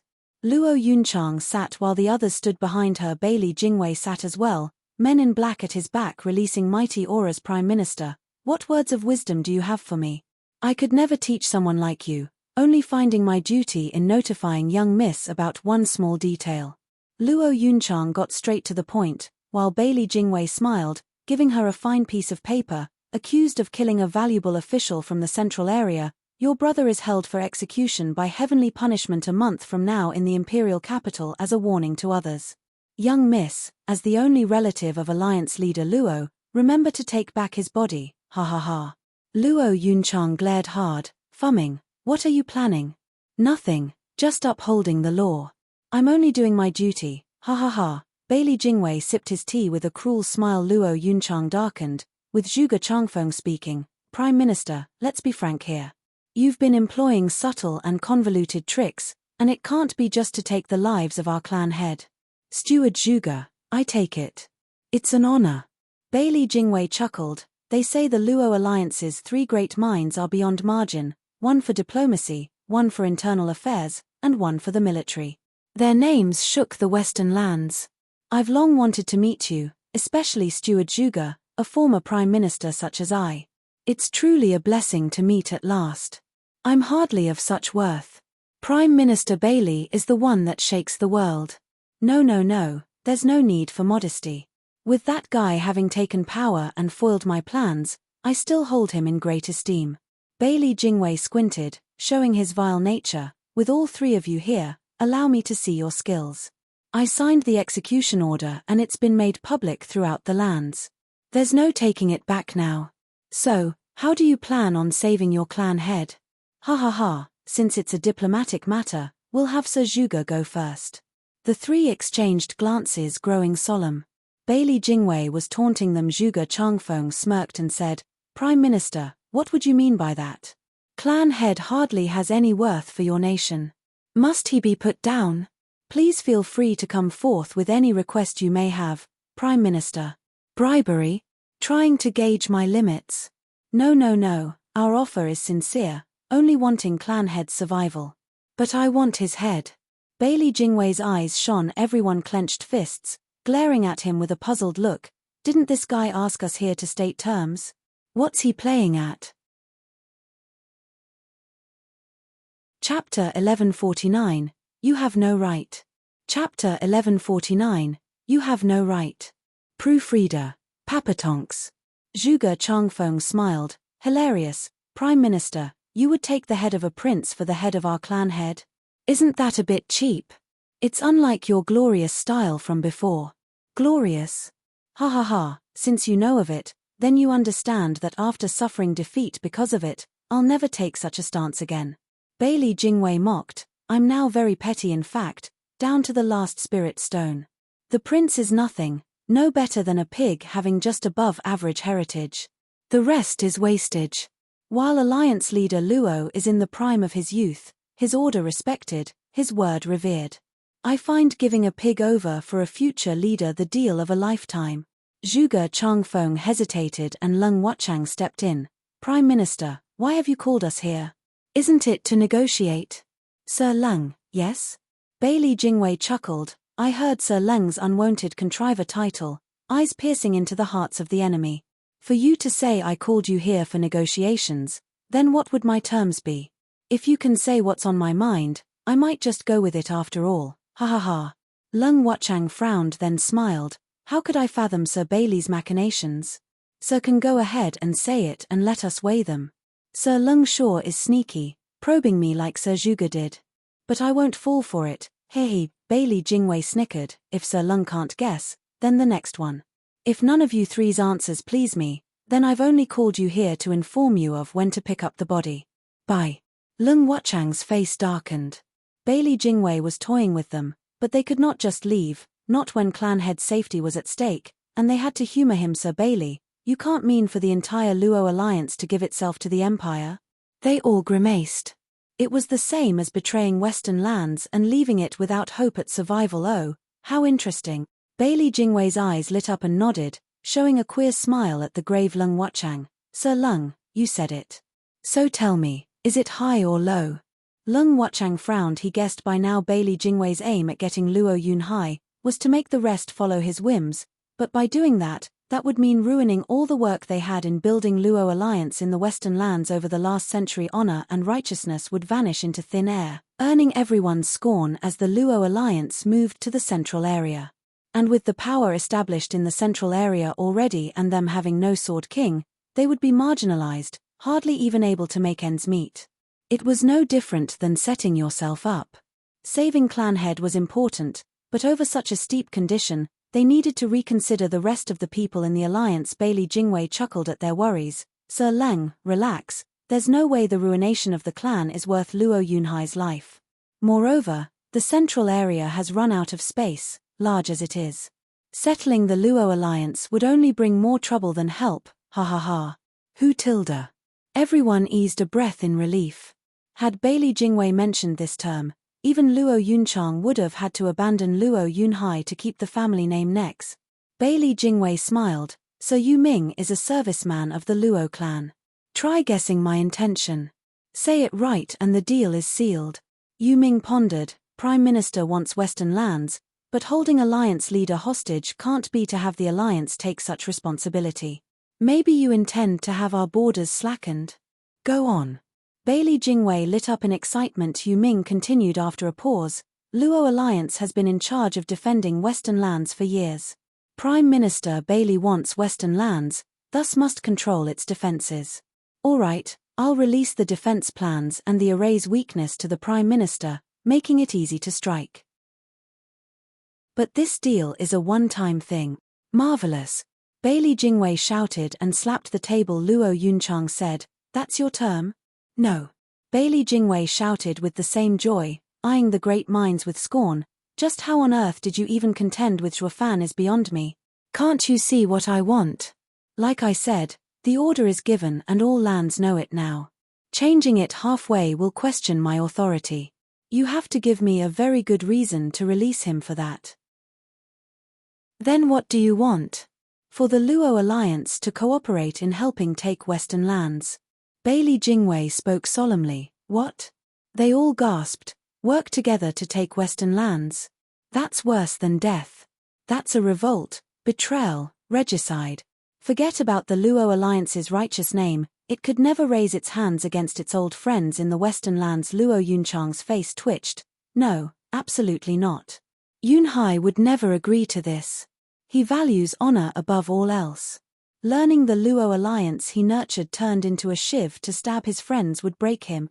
Young Miss Luo, you're wrong. In this world, everyone is at each other's throat. By not killing them, they'll kill you.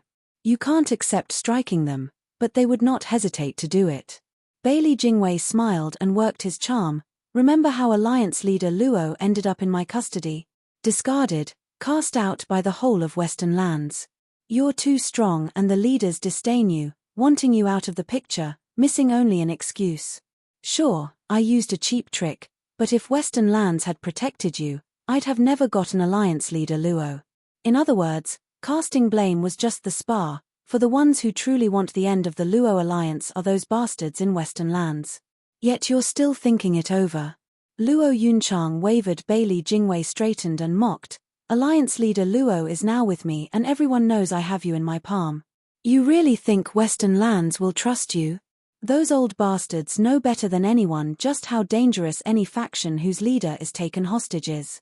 But with your clout, they can't touch you, yet, though they will wear you down, turning you into a shell of your former selves. By then, you'll be nothing but dead meat. We may lose our power, but we can't lose our conscience. Do you even have it? Do they have it? Bailey Jingwei sneered. I still have alliance leader Luo with me, set to die a month from now. And when I up and postpone it, what do you think the Western lands will think? They'll believe we struck a deal and would see you as spies. You could say anything you want at that point, for your old friends would still point their blades at you, the same ones you hate to kill now. Your honor would be stained all the same, turned into wretched traitors. All shuddered, looking at Bailey Jingwei with hatred and fear. How cruel. Bailey Jingwei chuckled at their obvious thoughts. Don't look at me like that, I'm doing you a favor here. You just have to help me take Western lands and you'll be its rulers. It's only natural. Alliance leader Luo doesn't need to die and I'll declare it to be an elaborate scheme. We will work together to unify the lands and reach the top. You'll then be made high officials and not traitors, entering written in history books as winners. In short, your betrayal will be washed away.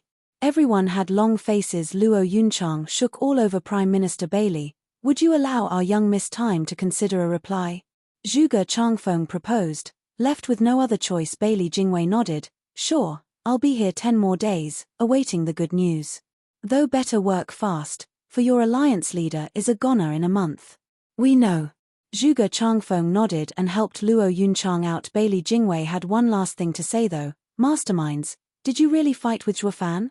They flinched. You never had the right. Bailey Jingwei mocked. The three darkened, opting to leave in oppressive silence. Chapter 1150, All Set. Chapter 1150, All Set. Proofreader, Papatonks. Blasted Bailey Jingwei, he was actually testing us all this time. Curses. He was looking for our own limit, while we didn't find anything about his. A real piece of work. The clear moon shone down on the gloomy trees as a group walked hastily among them, with Lung Wuchang and Yu Ming the only ones complaining. Zhuge Changfeng sighed in the end. Alright, neither of us could figure him out or how big his game is. He now has alliance leader with him and plans on squeezing him for all his worth. Preying on our affection for alliance leader and the fate of the entire Luo alliance. He's right, we've fallen in disfavor with the leaders. If he keeps using alliance leader for his own agenda, then it's only a matter of time before our own people turn on us and give us a miserable death. Yeah, living is for fame and fortune. To die for loyalty and honor isn't a bad fate either. But to die with scorn, who would be willing to go down like that? Maybe he's right, that our only hope is the Empire. He took our clan head and blocked all other options. Bailey Jingwei is too damn good. Lung Wuchang sighed, but then turned to the worried Luo Yunchang. Young miss must be hurting the most. It all falls on her shoulders, whether to live or die.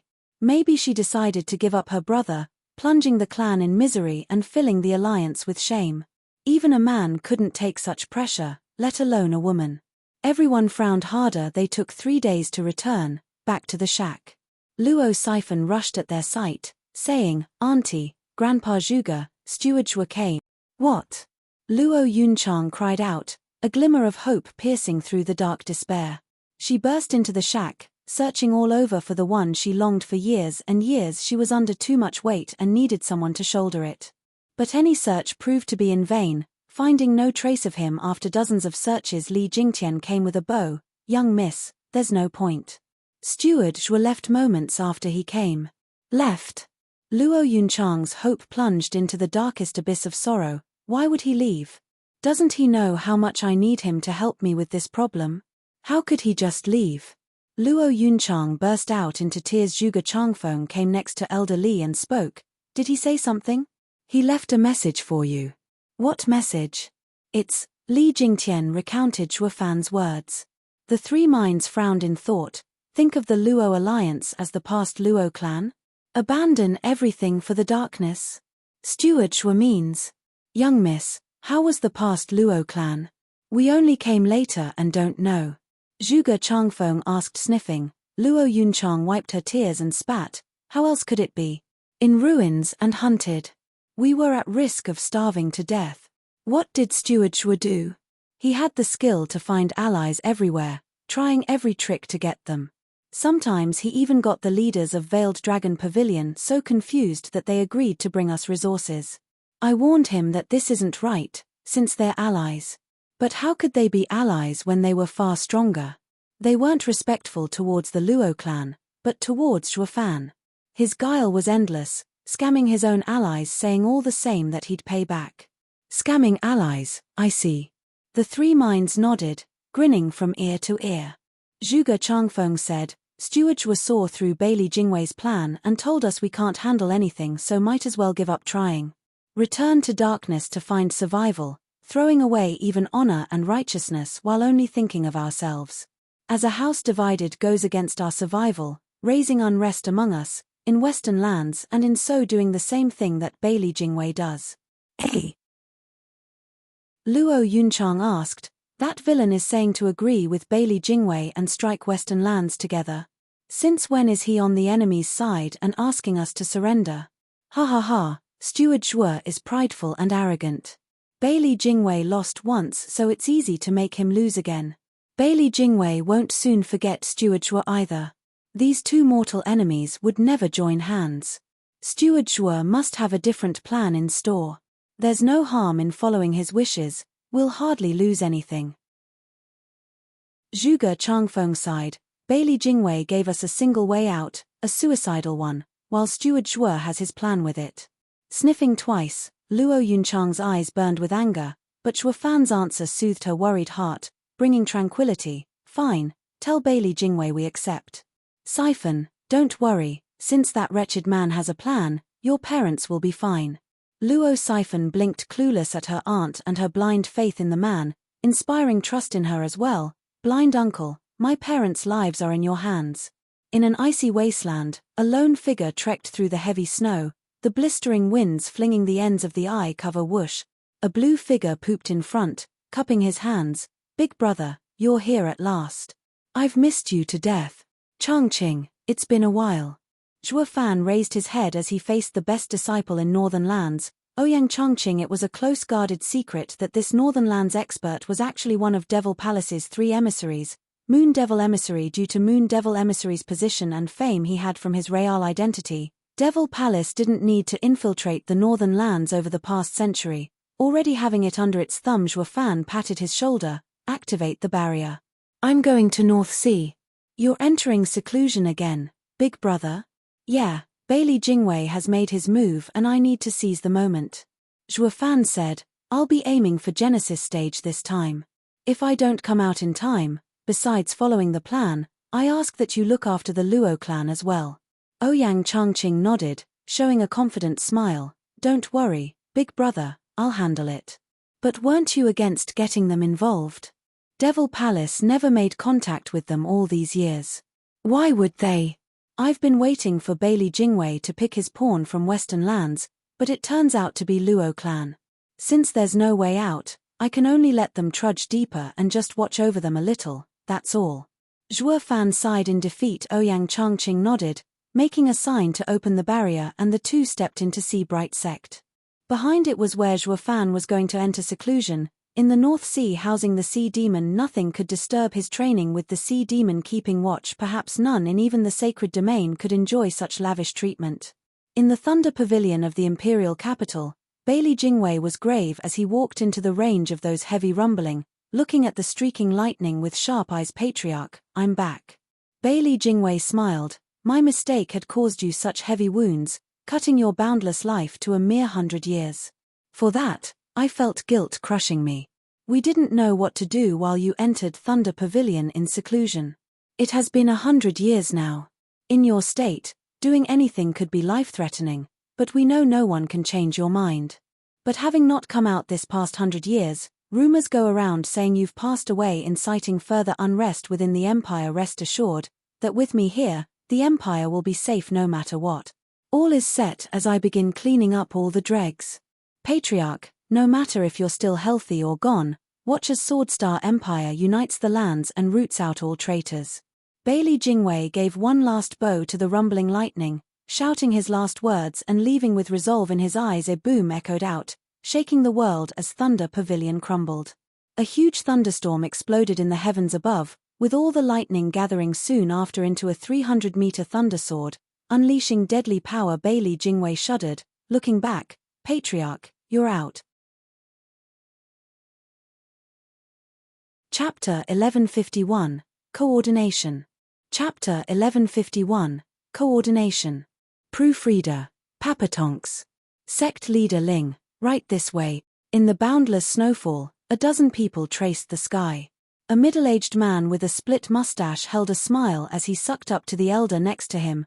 This time we caught a central area spy. Bailey Jingwei must be itching to crush us.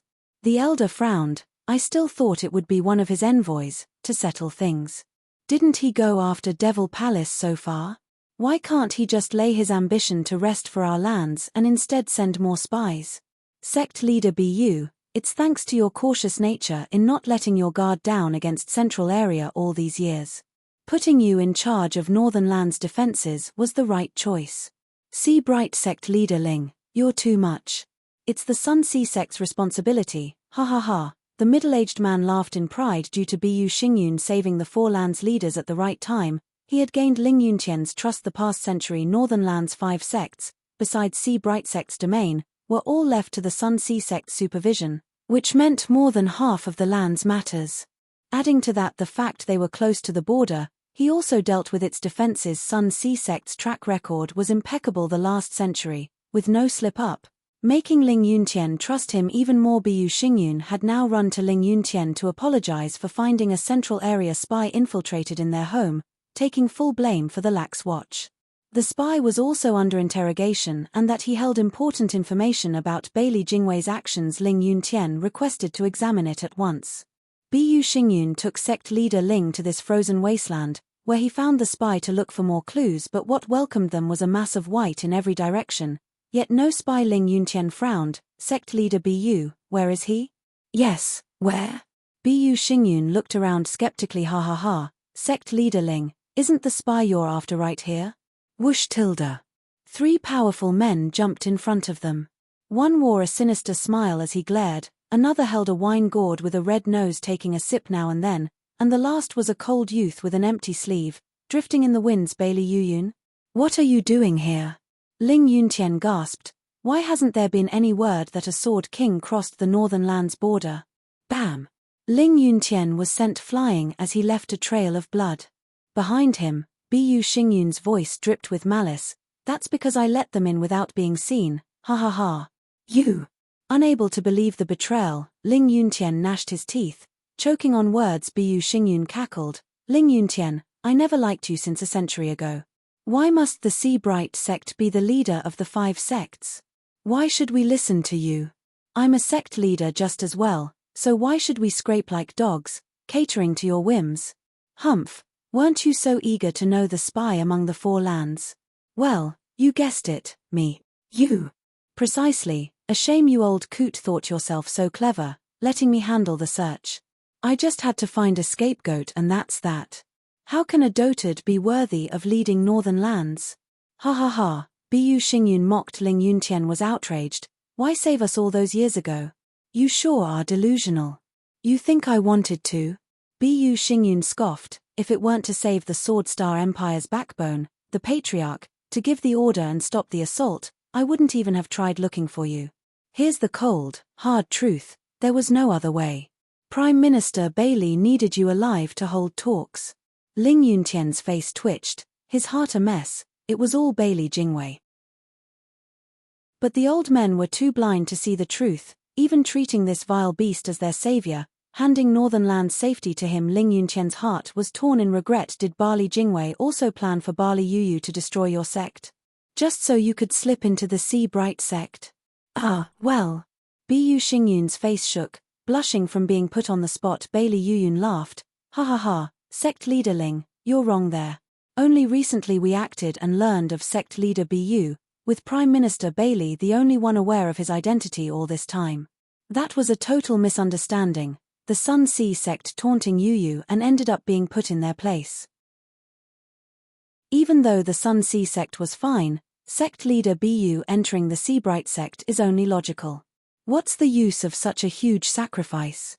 His mission then was to break your barrier, but Shuo Fan made a mess of things.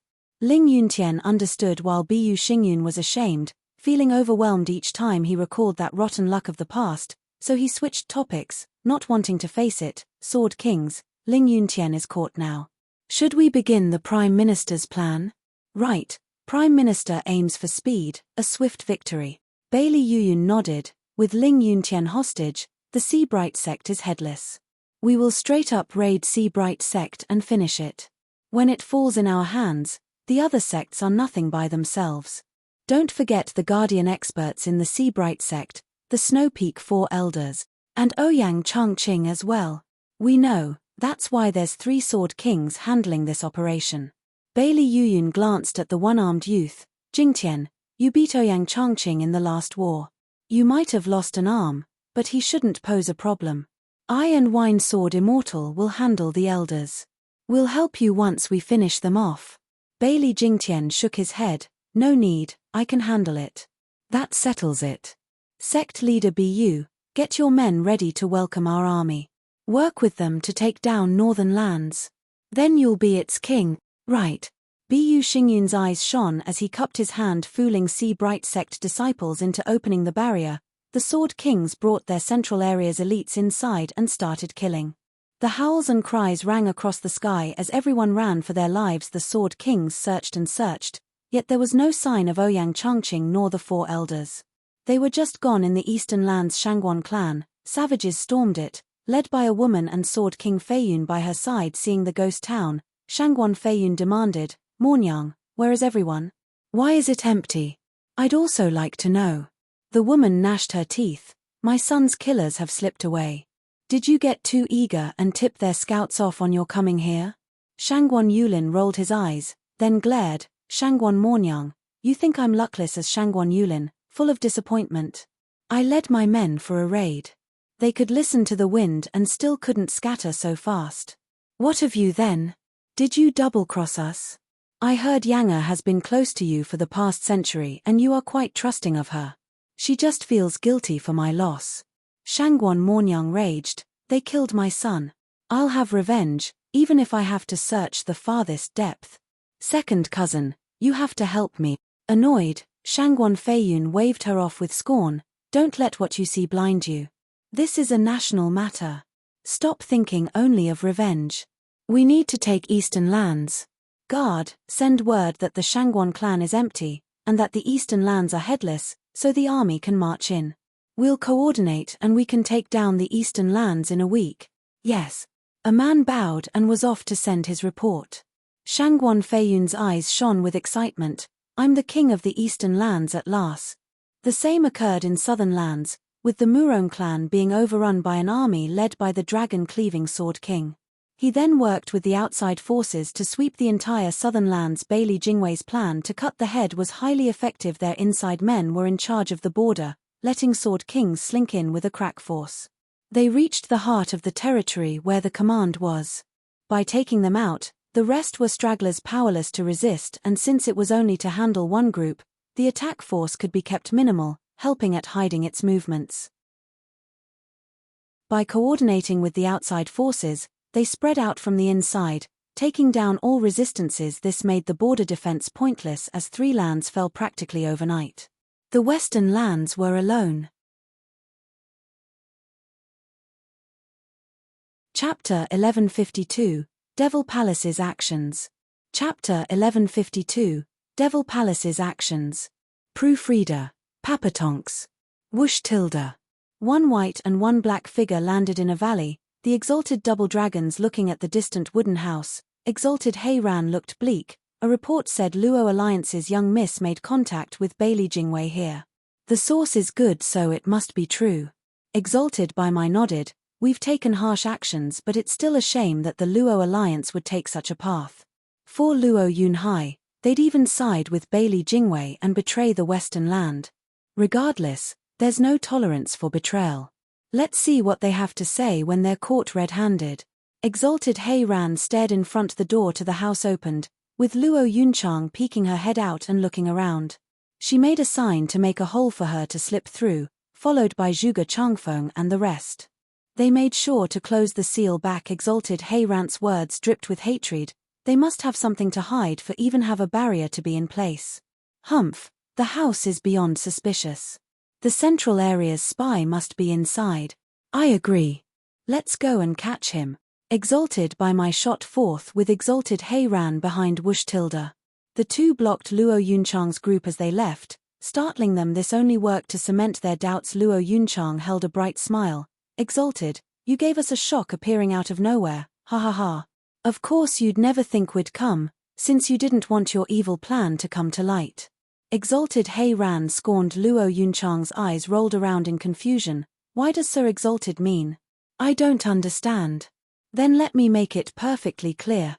Exalted by my spoke sternly. Your brother is in the hands of the enemy, so you wanted to make a deal with them and sell out western lands for Luo Yunhai's life. Am I right so far? This house must have central area's spy. Luo Yunchang's mouth shook, but then she snapped, raving like a banshee from hell. Yeah, I want Yunhai back alive no matter the price, even your precious western lands. Can you blame me? My brother had toiled hard for western lands, loyal and honorable. Now that a crime was pinned on him, you didn't do crap, letting the enemy take him. Now you show up accusing me of selling out western lands. You sold out my brother first. Luo Yunchang, you're narrow-minded. The central area framed Luo Yunhai, not us. For the good of western lands, he honorably gave his life. And what do? You disgrace his noble sacrifice. Would he be happy to be rescued like this? You have no brother, so how can you tell he won't be glad to be back? And another thing, his honor and decency don't mean he has to kill himself for some fools like yourselves. Stop trying to tie him down with honor and righteousness. The Luo clan's noble and righteous character is within our heart and not medals on our chests. When honor becomes our clan's shackle, our unjust crime, that will be the day we will switch tactics, laying waste to everything in sight. I won't give a rat's ass about the western lands, people. Anything to get my brother back. You can survive, but we can't. Luo Yunchang let out all the pain and sorrow in her heart. Exalted by my held up his hand in fury. I'm not here to waste words on some petty woman.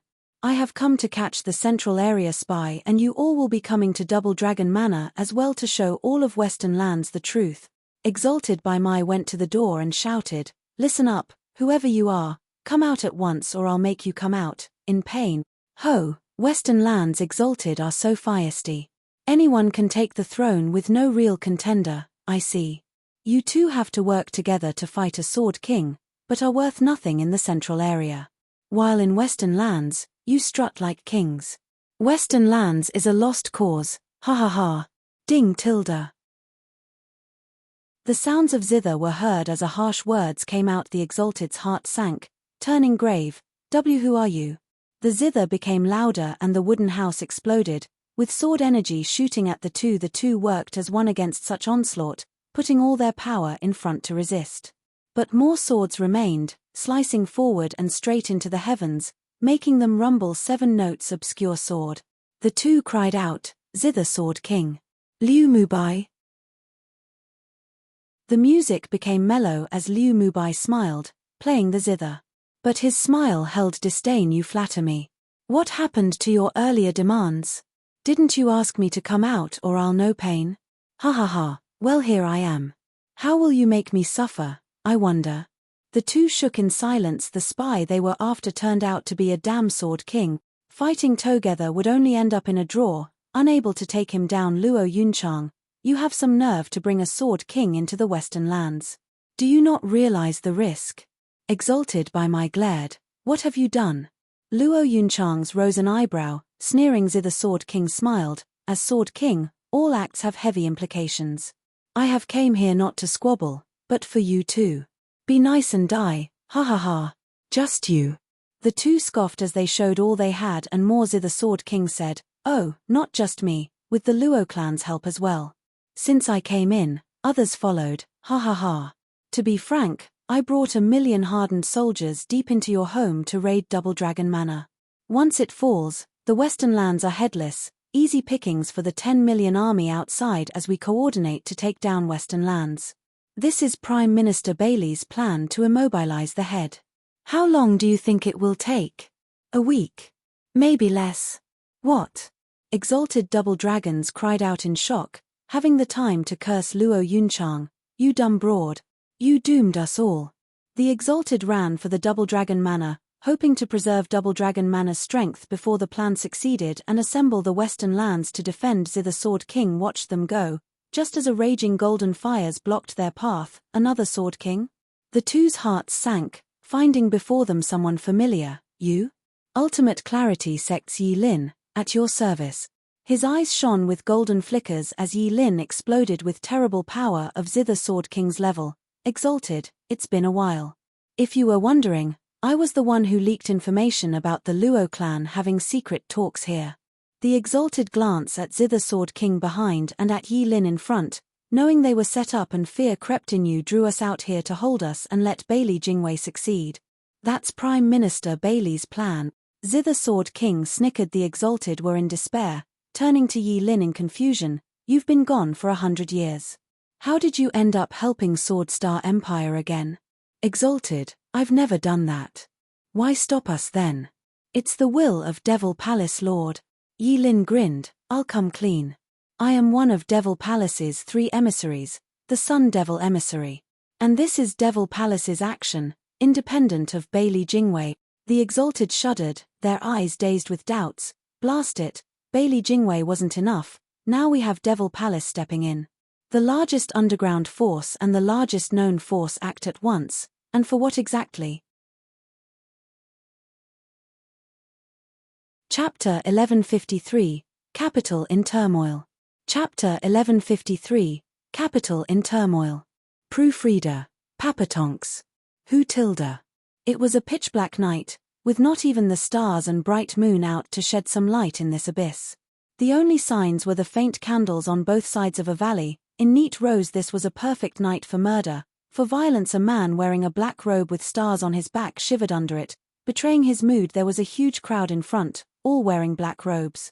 They hung their heads, in silence, like eerie ghosts, with only the wind whistling and the candlelights flickering. A cup appeared in the man's hands as he raised it above in respect. Darkness comes and the sword star wanes. The devils rise under the palace lord's lead. Devil Palace will replace the empire, establishing a new world order. Roar tilde. The crowd raised their right and roared 3 times, silence soon returning. The Swordstar Empire's armies are split in 4. Their core is defenseless, the best chance for us to seize the imperial capital. The man turned grave, cut the head and the rest will follow. With imperial capital ours, the empire will be in chaos, paving the way for our rise. The world will be ours. The plan's unchanged, attack when needed and block when explained. I offer this cup to the heavens, may our effort bear fruit. He drank the cup and smashed it to pieces. The group had their own cups ready, they're toasting a rumble, for our efforts and the unstoppable devils. Bang tilde. All smashed their cups afterward, their eyes shining with battle lust. Devil Palace was coming into the light, to usher in a brave new world. Star Devil Emissary, will the Dharma Kings be joining? A thin man in front raised his hand. The Star Devil Emissary glanced at him coldly. Since when did Devil Palace have to answer to you? Shrinking, the man was silenced, with only his eyes shifting around. Disobedient fool. Star Devil Emissary said, worry not, people, we have complete confidence in success. From our intelligence, Bailey Jingwei had sent some sword kings in the lead of an army each to take the heart of every other land, while the rest would provide support from the borders. There's no one guarding the central area. With our strength, taking imperial capital will be a piece of cake. There's no use of doubt, not when the devils are sure to win. Devils will win, devils will win. The crowd went wild as they roared, their battle spirit aflame, a sharp contrast from the eerie silence before the Star Devil Emissary gestured, move out.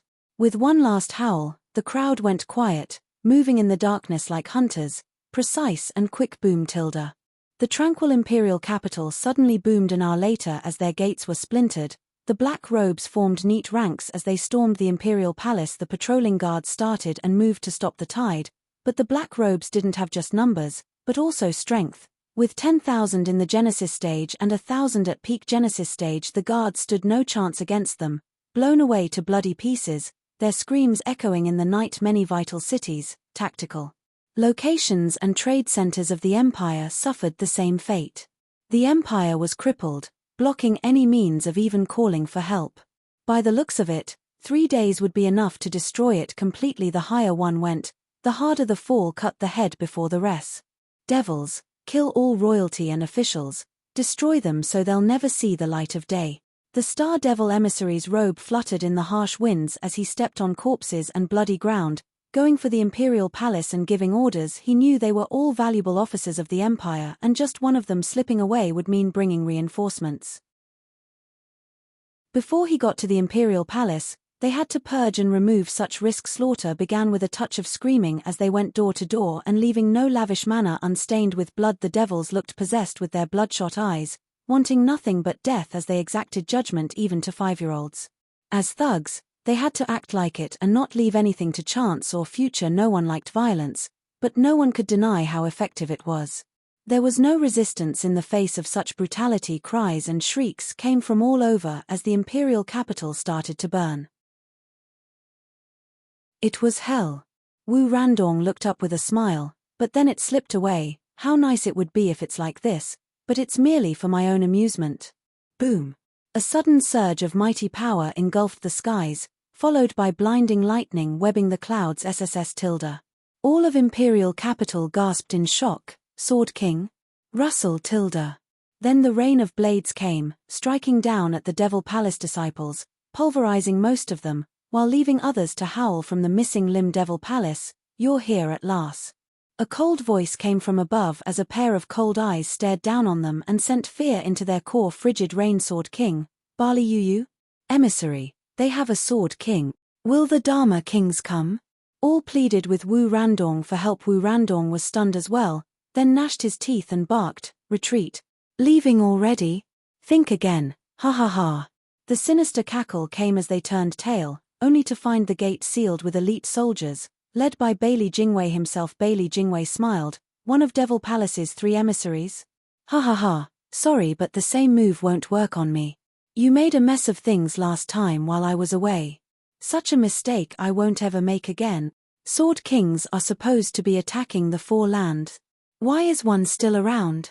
Wu Randong stared then mocked, Bailey Jingwei, what use is one Sword King? Our uprising isn't just in the Imperial Palace. We may lose here, but other cities will fall. Your empire will be crippled beyond your imagination. Bailey Jingwei nodded, the empire's military, trade and transportation will be damaged, along with who knows what else you might destroy, but what makes you think I haven't taken precautions for those areas as well? Wu Randong flinched. Prime Minister, my task is complete and I have returned. A thin guy next to Wu Randong walked to Bailey Jingwei and bowed. Wu Randong shuddered. You? Star Emissary, I thank you for all your care these years and for making me your deputy, but I was always with the Prime Minister. The man bowed with a smile. Wu Randong's eyes twitched in anger. Bailey Jingwei laughed. Did you really think I only just noticed you? I've been aware ages ago, being patient for the spies I sent among your higher ranks. But I must say, Devil Palace sure is tight.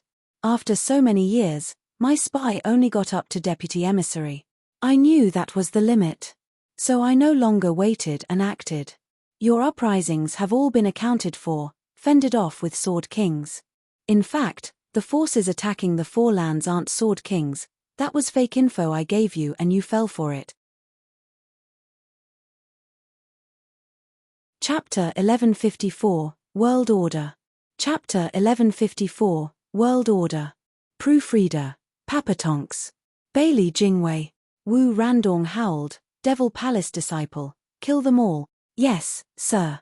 The men charged at Bailey Jingwei with the intent to kill and break the enemy lines. Wishful thinking, especially when they came prepared. Bailey Jingwei grinned and stepped back as he signaled. The soldiers behind charged, using this chance to end all future uprising. With this one, blood flowed once more, the clamor deafening, only this time it wasn't a one-sided slaughter but a bloody battle to both sides. And all were driven to kill. The other Devil Palace disciples were elites in their own right, making even the thinned Empire's armies have a tough time handling them. But with a Sword King around, Bali Yuyu, raining death from above, the Devil Palace side could only howl in pain as they were butchered. Star Emissary, where are the Dharma Kings? We can't take on a Sword King. Star Emissary, call a Dharma King to help. Just where are they? Star Emissary, why isn't a Dharma King showing up? What of Palace Lord? Arg. Wu Randong's ears were drowned in the screams of his brothers, but his face was hard, his eyes closed. Zhuo Fan's words played in his mind, you'll have to endure for a bit. Humph, what's so bad with a bit of pain? As long as the Empire falls, I'll even accept being cast away. Wu Randong roared with fury, joining the fray without any qualms for his life. I want him alive. Bailey Jingwei singled out the crazed Wu Randong, then looked around. Right, just where are the 5 Dharma Kings and Palace Lord? Besides the Sword Star Empire's imperial capital, many vital cities had uprisings, but unlike a century ago, they were all snuffed out. 3 days was all it took to take them all down. All dissidents were either killed, wounded, or in custody with hardly any real damage. The underground society in the Empire was thus purged. Even the scouts and spies were soon caught thanks to the betrayal of other spies. Devil Palace had been removed from the central area, down to the last man. A week later, Devil Palace's deputy star emissary was in the Imperial Hall, reporting, Your Majesty, Prime Minister, from what I've seen, the Empire is free of Devil Palace. I ask that you confirm this. Jingwei, the Empire is at peace. Emperor Bailey Jingsha nodded. The Empire's heart has been in constant unrest for an entire century from Devil Palace's meddling. Now the Empire is whole again. They've used the weaknesses after the war and slipped in, but in just a few days, all were removed. While I refrain claiming that every single one got caught, they can hardly be of worth and unable to affect us. Devil Palace is so secretive, the deputy emissary knows hardly half of its affairs, but by drawing them out and along with the deputy emissary's info, the devils hidden in the Empire were driven to extinction. Bailey Jingwei was in a good mood too. The Empire has order once more. I can send the armies without worry. The Empire might come under another uprising. With internal affairs resolved, it's time to focus on external matters. Bailey Jingsha eased as well. After a century of deep worry, we now have to wait for news from the Four Lands. Ha ha ha. That side should be fine. Let's talk about this one first. Bailey Jingwei nodded and said, Has the identity of the Devil Palace star emissary been found? Who is he? The deputy bowed. Prime Minister, I've been looking into him these few days and found him to be Serene Shores Trading's second young master, Wu Randong. It's really him. Bailey Jingwei sneered. Humph, I just knew the survivors of Serene Shores Trading started the unrest 100 years ago. Only they had the grounds to connect to the entire world and create such a huge faction. The deputy bowed. I am in awe of the Prime Minister's insight. Since Devil Palace is a cover for Serene Shores Trading, why is he just a Star Devil emissary and not the Palace Lord? Ignoring the blatant bootlicking, Bailey Jingwei huffed. Did you find anything about Palace Lord, the Kings, and the other emissaries? The deputy deflated. Prime Minister, Devil Palace Lord is like a shadow while the Kings barely show themselves. The other 2 emissaries are also secretive, hardly in contact with other disciples. The Star Emissary is also secretive, but far more familiar to the disciples and handles most matters of the palace. He united the disciples in 3 lands and had great power. And, apart from Star Devil Emissary, none in Devil Palace knows who those 8 people are. Bailey Jingwei shouted, "Let's go to this second young master and find out just how great Serene Shores Trading's master really is." Bailey Jingwei flicked his sleeve and left with the humble deputy. They went through the dark jail and many gates to arrive at a dim cell. Wu Randong sat with his sealed cultivation on a straw mat with eyes closed. Clap tilde. "Ha ha ha, the second young master looks settled in, gone is the fire from a century ago. Being Star Devil Emissary helped smoothen those edges and made you grow up." Bailey Jingwei clapped and laughed. "One thing I don't understand is, since Devil Palace was once Serene Shores Trading, why would you leave this big project in the hands of someone else instead of leading it yourself?" Wu Randong mocked. "The seat of power has always been taken by the able since time immemorial. I have not the skills to fill it and thus let it go. It's fortunate too, not harming everyone like this." "What are you saying?" Bailey Jingwei fixed his eyes on him. Wu Randong held a snicker. "Palace Lord warned me when he entered seclusion for me to be calm, resuming the plan when he came out. But anger got the best of me and seized the chance to act without permission. As a result, the toil put years after years into the central area was ruined. I'm sad but also glad. For I am not the Palace Lord and only the central area's side was destroyed instead of the entire Devil Palace. Don't you think I was close to getting everyone killed? Ha ha ha. Now I see why only the Star Emissary attacked. You disobeyed." The deputy nodded. Bailey Jingwei stared hard, his eyes shining. "You think I'd buy that? Can't you be honest for a change? Believe what you will. I lament my impulsiveness and not doing it to inform you. You'll probably forget my words, trying to guess my mind instead. Ha ha ha. Wu Randong, you've gotten sharp, unlike the old and rash second young master." Bailey Jingwei said, "Who is the Palace Lord and the 5 Dharma Kings?" Wu Randong sneered. The deputy raged, showcasing his lapdog personality by trying to make him talk to get a pat from his master, but Bailey Jingwei waved him off. "I never use violence for confessions because anything said under pain can't be trusted." Bailey Jingwei smirked. "Guard, announce that Serene Shores Trading, the current Devil Palace's Star Devil Emissary, Wu Randong, is to be executed 10 days later, by heavenly punishment. Let all lands know." Wu Randong scorned. "Threatening me? No, only telling your Palace Lord to come out. He is shrewd and decisive. He won't fall for such an obvious trap." Wu Randong chuckled. Bailey Jingwei snickered as well. "I know, anyone could see the trap from a mile away, but some traps can't be avoided." "What? Gossip is dreadful." Bailey Jingwei said, "Devil Palace is built on Serene Shores Trading. Which means there are many elders from it. By giving everything to him, if he doesn't help you in time of need, could he still stay a Palace Lord? He has no choice but to come. My people are sensible men. Just how I witnessed my family being killed, the elders won't stir." Wu Randong's eyes grew red, recalling the tragedy. "They know what's to be done. To you, maybe, but to an outsider like Palace Lord? Humph." Bailey Jingwei huffed. "In any case, I don't need to know who he really is. In 10 days I'll have him reveal himself instead. Ha ha ha." Chapter 1155, Bestowal. Chapter 1155, Bestowal. Proofreader, Papatonks. Wu Randong's eyes shook and clenched his fists.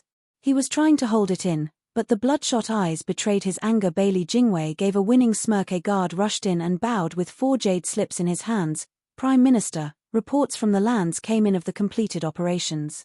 There are only stragglers fleeing. The Sword Kings are sending the soldiers to deal with. Overall, the 4 lands are seized." "Truly?" Bailey Jingwei lit up and snatched the jade slips. He read them and exploded. "Ha ha ha, a new world order. My nation rules all the lands at long last. Next remains handling the 2 dissidents. With them out of the way, humph." Bailey Jingwei smirked and shouted, "Have all officials assemble in the imperial capital. His Majesty will bestow rewards and titles to celebrate this momentous occasion. Ha ha ha." "Yes." The guard looked pleased as well as he ran to carry out the order. The deputy emissary glanced at Wu Randong with mockery, then slammed the cell door shut. Their steps echoed in the distance, leaving Wu Randong in solitude. Wu Randong grinned. Palace Lord's cunning is flawless. He had me practice emotion and facial expression control. It took all I had not to laugh in Bailey Jingwei's face. Ha ha ha. Wu Randong let out a carefree laughter, sharp like a crow's that sent a chill down one's spine. 3 days later, Zither Sword King sat in Double Dragon Manor's heaven-reaching pavilion as he played a soothing tune matching the scenery. A ruckus sounded out of nowhere, disturbing the peace.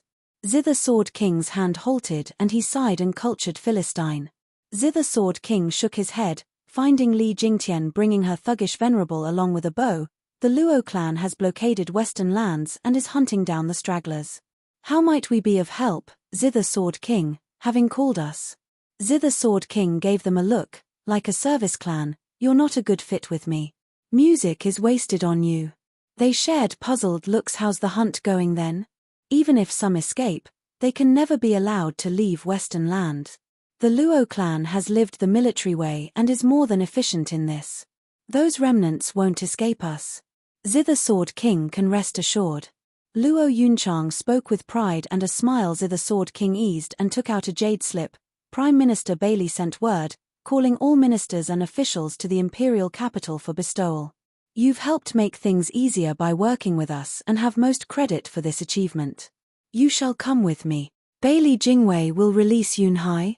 Luo Yunchang was stern, snatching the jade slip and looking at it with hope. Zither Sword King nodded and resumed playing.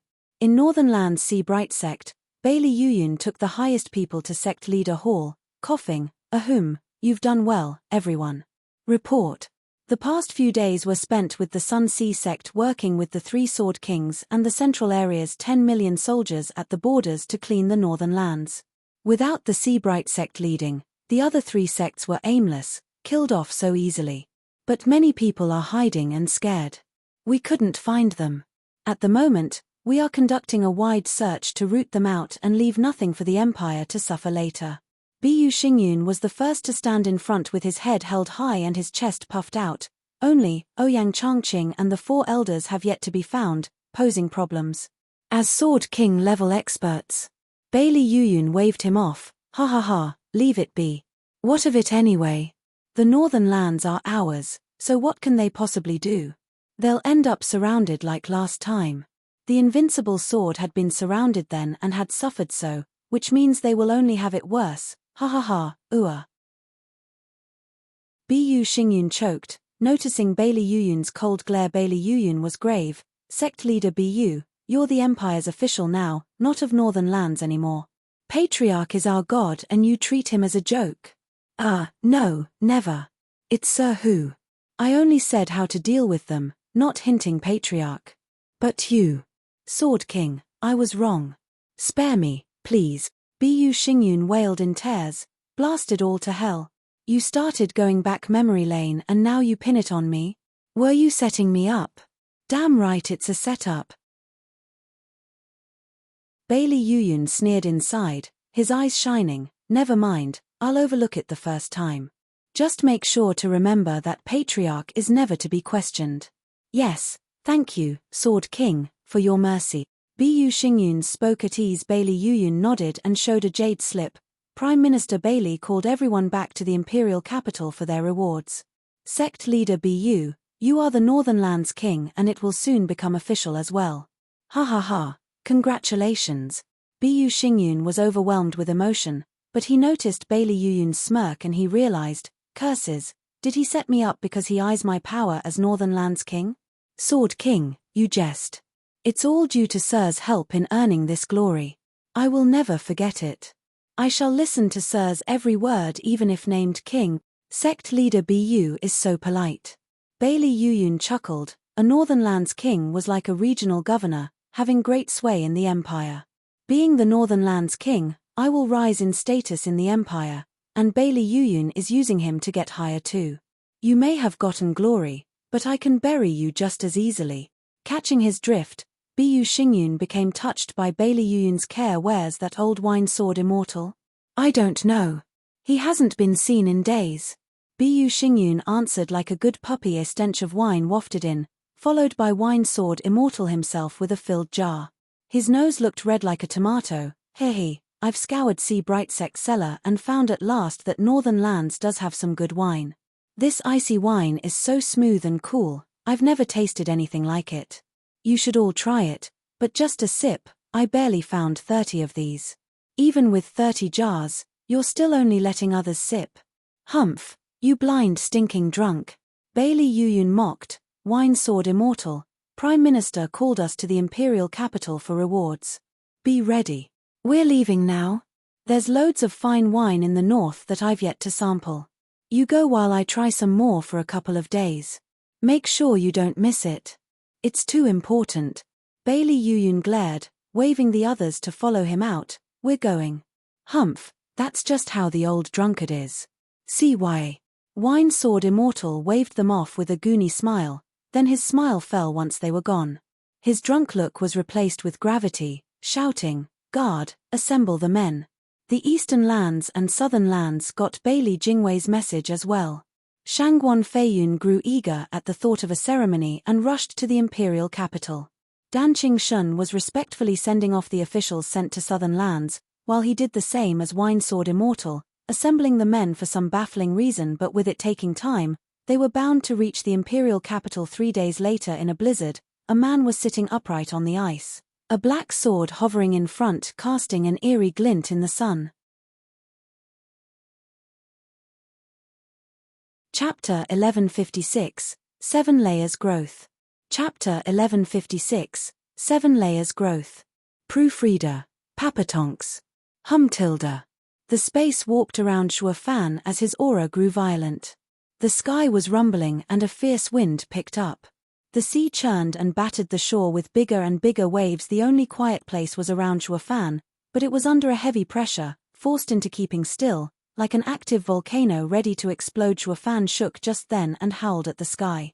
The skies shook and black energy flowed into the heavens, swallowing everything until there was nothing but darkness. The sun was covered as well, turning day into night. This was Shuo Fan's Genesis stage effect of using world power, demonic sky.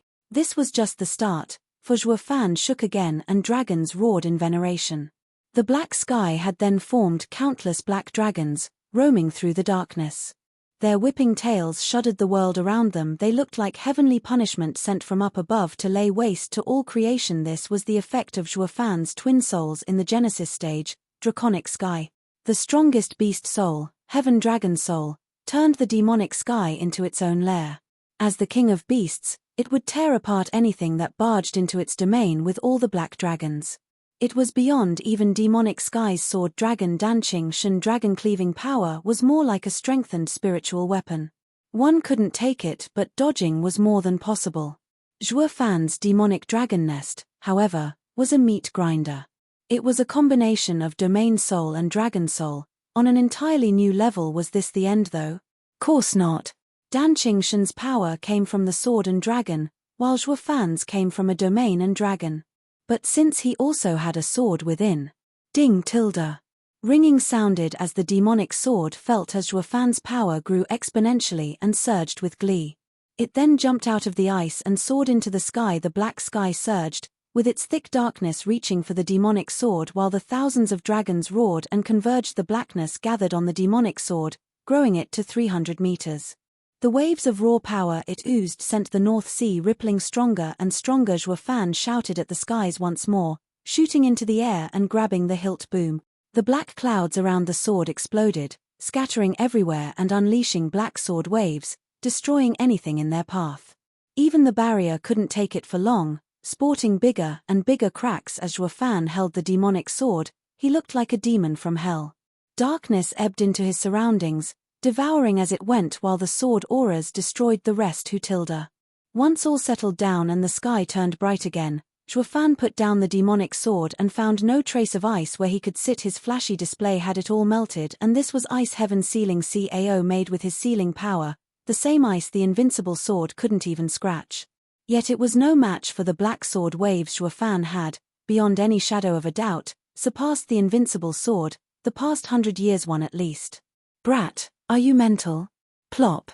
A one-eyed huge head popped out of the water, roaring, using Dragon Soul with 9 Serenity's domain.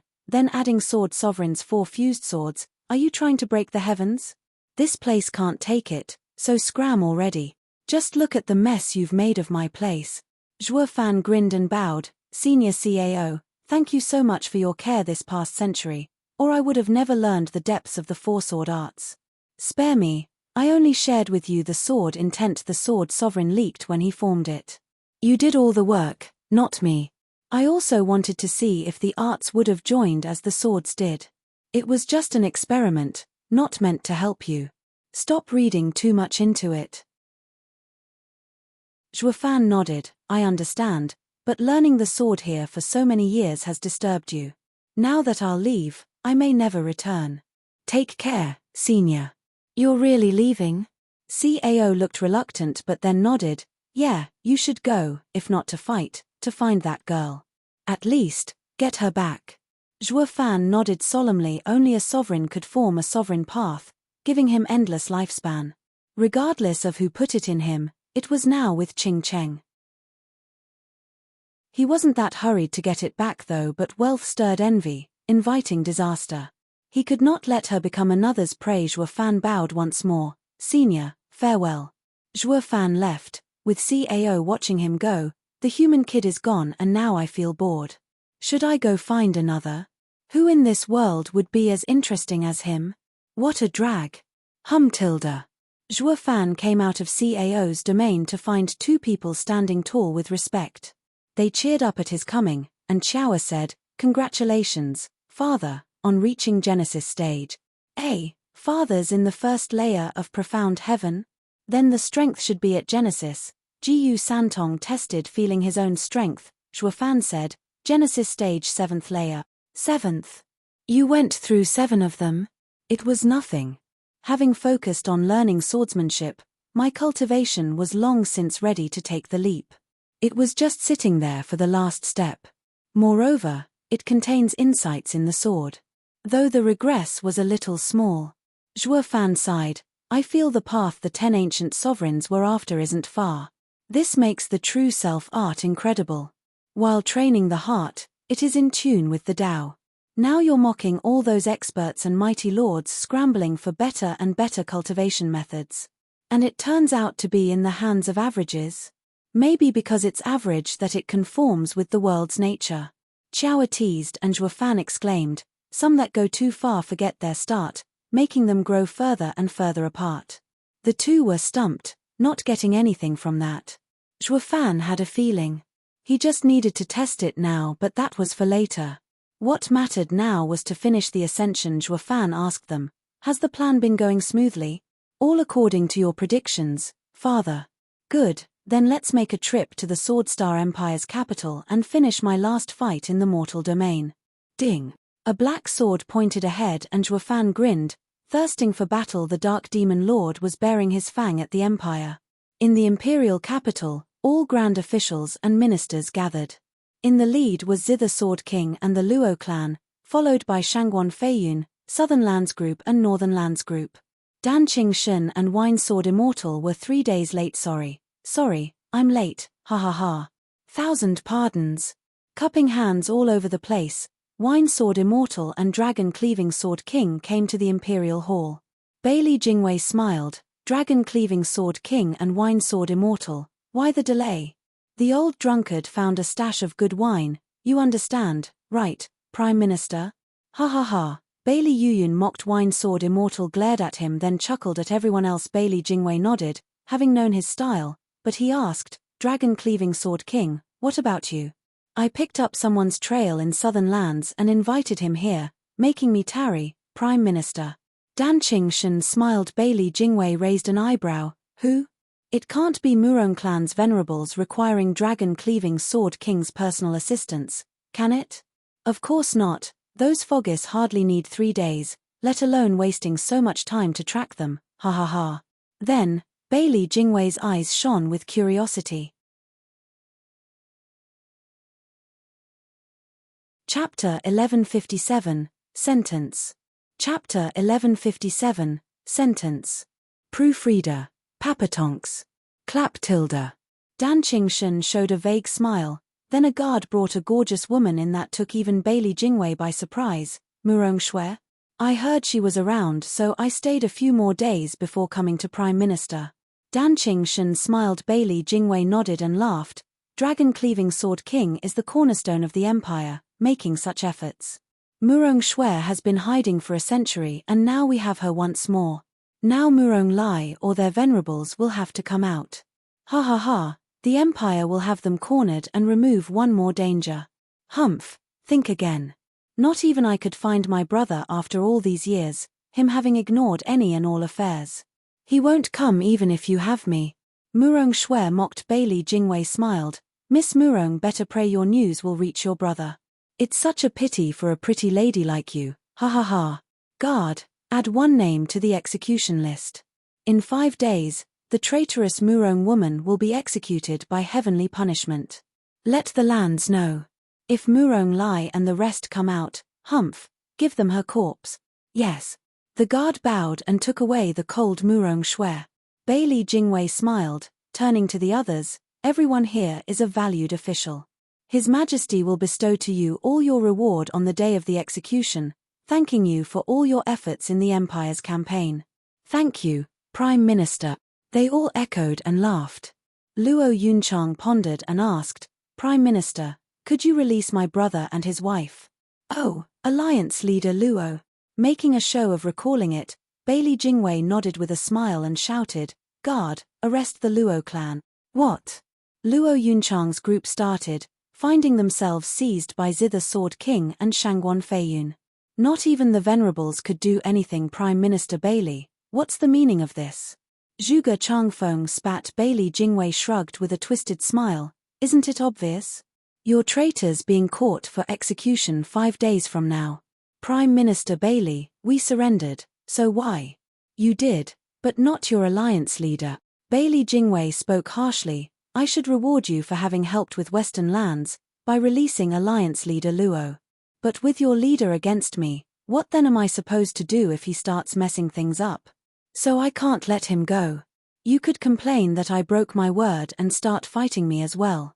That's too much of a pain. So might as well get rid of you all. Without the Luo alliance, none of that will happen, right? Ha ha ha. Zhuge Changfeng cursed. Bailey Jingwei, you backstabbing bastard. I want to keep my word, but your alliance leader Luo wouldn't feel like living up to the deal. Bailey Jingwei shrugged, sneering at the 3 minds. Besides, back in that house, I told you 3 that I'll talk if you guessed my intent. But in the end, none of you had the right to negotiate with me. All the pieces were in my hand while you couldn't even have the option to choose. Take them away. Guards escorted the Luo clan out, leaving behind a trail of curses and shouts. Bailey Jingwei smiled, only the weak bark. If that would have done the trick, why would the strong need their fists? Ha ha ha. Wise, Prime Minister. The others bowed. Bailey Jingwei nodded. Sword King Liu, have the Luo clan's members been dealt with? The Luo clan is in charge of the Western lands borders. They'll notice the slightest movement and it will take time to handle them all. It's fine, we'll deal with as many as we can. It won't matter how many escape. As long as the Luo Alliance's top brass are dead, they'll be lost, walking right into our traps. I'll give the word to pull in the net. Zither Sword King nodded. The rest's hearts sank. Bailey Jingwei was cruel and sick, not even willing to give them any chance of even fighting. Ignoring the obvious discontent in others, Bailey Jingwei's smile never left his face. Everyone can now take rest in your quarters in the Imperial Palace. In 5 days, the ceremony will begin.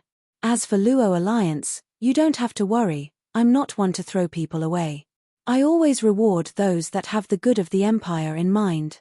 The Luo clan was too ambivalent and had to be resolved. You understand. We're amazed by the Prime Minister's thoroughness. They all bowed. Bailey Jingwei left pleased as the rest disbanded. While whispering about the event, they failed to notice Bailey Jingwei looking over his shoulder at them, his eyes cold and disdainful. Ceremony? Ha! How unbearably naive.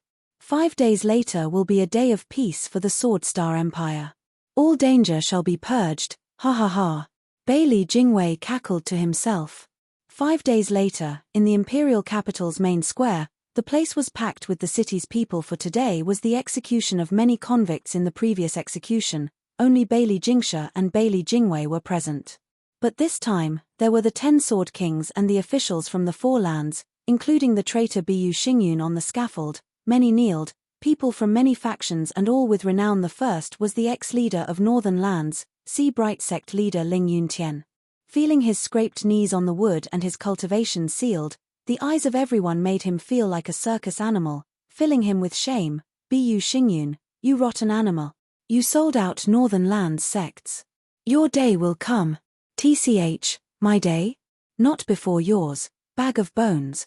Bu Xingyun mocked, looking mighty smug at the old man. Wu Randong was calm by contrast, neither sad nor happy. But some of the people below pointed at him, knowing who he was, in regret. So many people from the Serene Shores trading died 100 years ago, but they still had an heir. Now even he is culled. What sin is this to not even spare their bloodline? Next was the Luo clan, looking forlorn. Luo Yunchang was bleak, gnashing her teeth in anger at the vilifying words of the crowd below. Blasted Shuafan, what the hell has he been scheming? I've never been insulted like this in my life. Now I'm about to get the noose, yet he still takes his time. Is he waiting for me to die? This rotten, vile. Sister, what are you saying? Luo Yunhai muttered, earning her glare before she exclaimed, just die in peace and leave me alone, humph. Luo Yunhai flinched, stumped, sister, we all are doing the dying here. Couldn't you give us one last good memory? Not like there will be any left. Luo Yunhai sighed, sister, I know you care for me, but how could you trust Bailey Jingwei? Now we're all sentenced. If only Siphon is safe. Don't worry, the girl's fine. And you really thought I'd trust Bailey Jingwei? I'm trusting, never mind. Luo Yunchang stopped herself. Luo Yunhai was puzzled. Sister, are you that frightened? Luo Yunhai sighed. We'll be going to the underworld river together. You must be scared. Never, not with you by my side. Yua smiled. Luo Yunhai nodded and smiled back, comforted as the sun reached its peak. Bailey Jingwei grinned and shouted, let the execution start. A few array masters made signs and thunder flickered above as they gathered power. Bu Xingyun and Shangguan Feiyun grew excited. For after the heads rolled, they'd get their prize, becoming lords. Only Danqing Shun and a few others eased a breath, looking at the lightning and then far in the distance. Chapter 1158, The Thunderous Darkness Strike. Chapter 1158, The Thunderous Darkness Strike. Proofreader, Papatonks. Rumble tilde. Heavenly punishment, the highest form of execution the Swordstar Empire could employ. When the Empire was formed, a 12th grade array was set up in the square center, holding their patriarch's earth-ranked martial art gleaned from the divine sword. The 12 array masters made signs and thunder rumbled, forming a thunder sword in the sky capable of erasing any and all life. Taking such a strike would destroy one in body, mind, and soul. Because of its brutality, none could stop it, becoming the Empire's highest form of punishment. At each sentence, the Emperor, Prime Minister, and all officials were there in respect for the Patriarch. Patriarch was their god, and their god would strike down the criminals while they would prostrate before him. Heavenly punishment is about to descend. Is there any sign of him? The rumbling lightning grew louder and louder, with lightning snaking through the sky as it converged into a terrifying blade. Murong Shui glanced at the blinding light and sighed, I must have lost my mind. Why did I ever agree to this? I just knew he was no good. The imperial capital's residents gasped and awed, treating it like a light show. It's so rare to see heavenly punishment, with hardly any more heavy criminals that need such attention to deter the rest of the world. The first usage began around 3,000 years ago, when it was used freely.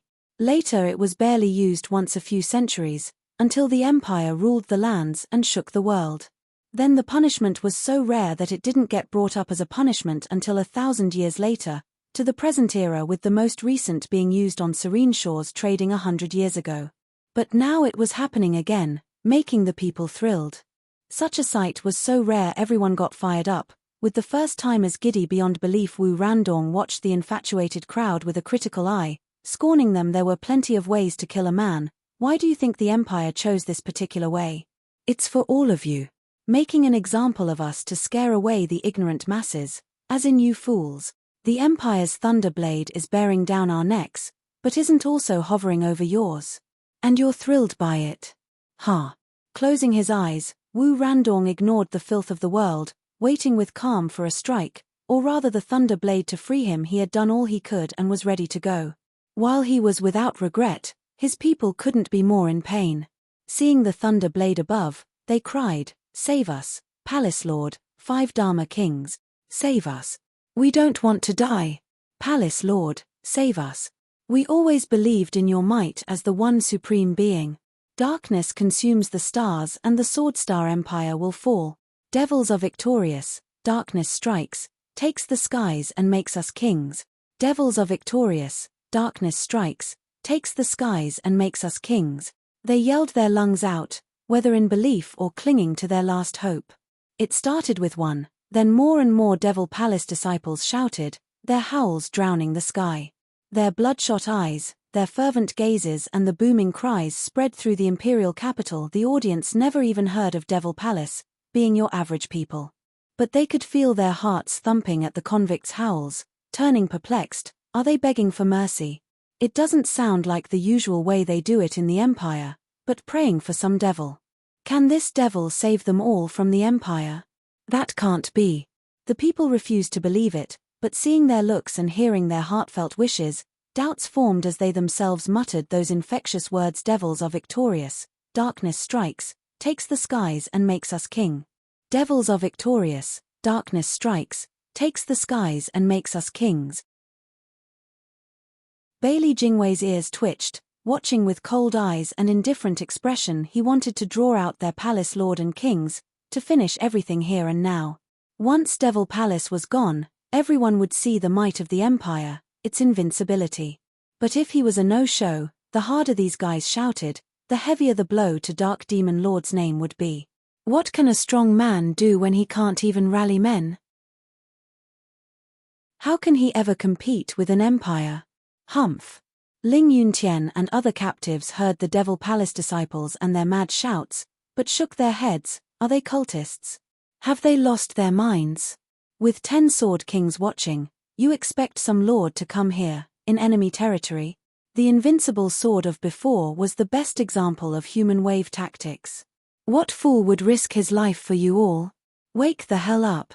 Luo Yunhai shook her head. They're so naive to think the leadership would care for the little guy. The Dark Demon Lord would never come. Quiet, Yunhai, even if it's not for them, it'll be for us. Luo Yunhai started, turning a piercing stare at his sister, asking in confusion, "Sister, what makes you so sure? You know this Dark Demon Lord? You know him too. His rumble." The thunderclap drowned her voice as the thunderblade 300-meter long was done and fell on their necks. Bailey Yutian's power wasn't something anyone could take, even if that was a couple thousand years ago. Everyone would be dead. Boom tilde. The dreadful power rushed down on its victims, crushing their hearts, and still no savior in sight. The best chance was before the thunder blade struck. Now it was too late. Feeling abandoned, Devil Palace disciples' blind shouts turned weak and soon into sobbing. "Palace Lord. That dead man doesn't care at all about me." Luo Yunchang saw the blade coming down and cursed. Luo Yunhai was calm, then he faced his wife with a smile. "Let's go together." "Let's, husband." Yua smiled back. The two closed their eyes, welcoming release. Bailey Jingwei smiled in pride. "Dark Demon Lord is nothing, ha ha ha. Everything will end, with no chance of turning it around. Earth level, Devil Palm." A calm voice echoed throughout the square, one of disdain. The boundless space held one long shadow. It grew fast to the size of hundreds of meters, taking the shape of a black hand. The thunder blade felt stifled, its oppressive power sapped as it halted its descent. The victims were gaping. Bailey Jingwei jumped to his feet, clenching his fists. He actually came?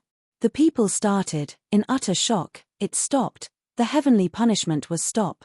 How? How can the godlike Bailey Yutian's earth-ranked martial art be blocked? Who did it? With a cooling breeze, clothes ruffled. People whipped around their heads to see a man in white with covered eyes, the picture of godhood, floating down on the scaffold and bearing a snicker. The face had them all frozen, the smile giving them the feeling he held all the power. All the secrets in the world, Zhuofan? Bailey Jingwei cried out in utter disbelief. His eyes trembling. Whoosh tilde. The 10 Sword Kings stood, watching the familiar figure with amazement and some glee. Barley Yu was beaming with joy. The brat is alive. He's still alive. Chapter 1159, 100-Year Plan. Chapter 1159, 100-Year Plan. Proofreader. Papatonks. Boom tilde. The violent lightning above grew more explosive as it burst with fury. The Thunder Blade wanted nothing more than to exact its judgment and destroy everything. The Black Palm had something else in mind though, blocking and shielding the area by stopping its descent. Zhuofan was quite casual, floating over on the scaffold. None made a move, for not even Bailey Jingwei and the Sword Kings could come out of their shock at seeing this deadly enemy. The guards stayed put, for they were just like the common people, gapping at the heavenly punishment being blocked for the first time. Zhuofan was like a god coming down on this world, letting him reach the scaffold with no hindrance. Approaching the kneeling victims, none made a sound, making every word echo. Stinking brat. When have I ever taught you to compromise against a tough enemy? Luo Yunhai was waiting for his end, but flinched at the familiar words. He then opened his eyes to see in the blazing sun the same face he knew all those years, tearing up at the reunion. Alliance leader Luo, the second best man in Western lands, ended up acting like a child. Big brother Zhuo. Master. Steward Zhuo. The others snapped their attention and cried out in joy. The pillar of the Luo clan had been gone for more than a century, but now he was finally back. The first steward Zhuofan. Luo Yunchang's eyes reddened, glaring at him in anger and even more joy as tears fell. The Luo clan's happiness made the other convicts open their eyes with a start. Is not dead. Ling Yuntian and many more were staring blankly. Murong Shui eased a breath. At least he kept his word and came before I ended up in a grave for nothing. Wu Randong opened his eyes and grinned. Palace Lord, you're here at last. He's the Dark Demon Lord of Devil Palace. The Devil Palace disciple started, then looked at the blocked thunder blade above, moved. Yes, he's our Palace Lord. Palace Lord, you came to save us. Greetings, Palace Lord. The rest started shouting and knocking their heads in relief and happiness. Others were stumped. Zhuofan's the Palace Lord, the Dark Demon Lord who controls the world's underground. As the convicts grew rowdy on the scaffold, the rest blinked in confusion. The Grand Marshal of the Four Lands ended up being the leader of the strongest shadow group 100 years later. The people pointed Zhuofan out, whispering about him. Who could this man be to stop the heavenly punishment and earn such adoration from the convicts? All eyes were on him as Zhuofan took the stage with a riveting entrance. Everyone forgot this was supposed to be an execution of the Sword Star Empire's criminals. The thunder blade was still hanging overhead. Bailey Jingwei's face twitched, raising his head to clap. The clamor dimmed just from that. The people turned to him, waking up to the reality that this was the imperial capital's heart. The emperor and prime minister were present and could not be ignored. The convicts quietened, turning grave. Zhuofan had come, but saving them was another matter, especially with the 10 Sword Kings around. It was too early to rejoice. Bailey Jingwei smiled. Sir Zhuo, it's truly been too long. I thought you were dead and have mourned you for years. But to think you'd come out again, bringing me such joy. We can now compete again. Ha ha ha. Hold up, we'll go down memory lane later. Let me just deal with this buzzing thing overhead first. It doesn't sit right to have a sword on my neck. It makes me jumpy. Ha ha ha. Zhuofan snickered, raising his right arm and making a fist boom. The black hand clenched as well and the thunder blade exploded into pretty, harmless lights. The shockwave washed over the square, making the array masters recoil and spit blood, horrified. The imperial capital's residents gasped as it passed, looking at Zhuofan in fear. Their god's heavenly punishment was broken just like that. The Sword King's hearts shuddered, turning grave. None of them could do that. His power is on a different level. Zhuofan brushed his arms of imaginary dust, smirking at Bailey Jingwei. Now then, Prime Minister, where were we? Bailey Jingwei's face fell, but put on a smile. Ha ha ha, Sir Zhuo is mighty in sword and the pen, I just cannot compare. But there are times that not even a great talent such as you can make a difference. What makes you so sure? Isn't it obvious? Sir Zhuo had been in seclusion these days, and I moved with speed to secure the 4 lands. Bailey Jingwei laughed with pride. With a new world order in place, no matter how tough you are, you have no assets, without support, and can't do anything to change that. While I can move the entire world into rooting you out, the same tactic you used before. Coming alone into the heart of the empire only got you trapped. Hey. Ling Yuntian sighed. They had the 4 lands as support before and could hold off the central area's armies. But with the lands fallen, there's no resistance left. Who can face an entire world by themselves? Bailey Yutian only faced the soldiers of 2 lands and was close to breathing his last. Now Zhuo Fan, alone, would. All shook their heads in despair, not optimistic of Zhuo Fan's chances. Only a few Luo clansmen held their calm. Zhuo Fan had a quirky smile. Prime Minister, you're right about one thing. Alone, I don't have the strength to fight the might of the current empire, without men or support. Only, what makes you think I'm alone? What? Bailey Jingwei's heart sank, then became frantic. I've removed Devil Palace from the central area and you think your forces in the other lands can stop the central area? Ha ha ha, is this a bluff? You'd have tried that already if you could instead of waiting until now. I don't believe you suddenly have the strength to fight the empire when 100 years couldn't help and your men are weakened. Zhuo Fan cocked an eyebrow. Some things you just have to believe, maybe it's true. What's that supposed to mean? Bailey Jingwei tensed, his eyes fixed on him. Zhuo Fan grinned wildly. If the Prime Minister really wants to know, why not try understanding the 100-year plan? You'll see then. Advise me, then, Sir Zhuo. Bailey Jingwei nodded. He would have scoffed at anyone else's request, since none could compare to his brilliant scheming genius. Only Zhuo Fan, his archenemy, was worth the attention after matching him every step of the way. They were like perfect chess partners. It'd be great to have a close friend to share his exquisite planning. His old enemy made for such a close friend then, Sir Zhuo. It all began with the World War 100 years ago. The empire had fallen in its harshest times, in turmoil, but I have never taken my eyes off the other lands. You're tuning in to the Celestial War YouTube channel. Don't forget to subscribe and join us on this journey to catch the most captivating stories.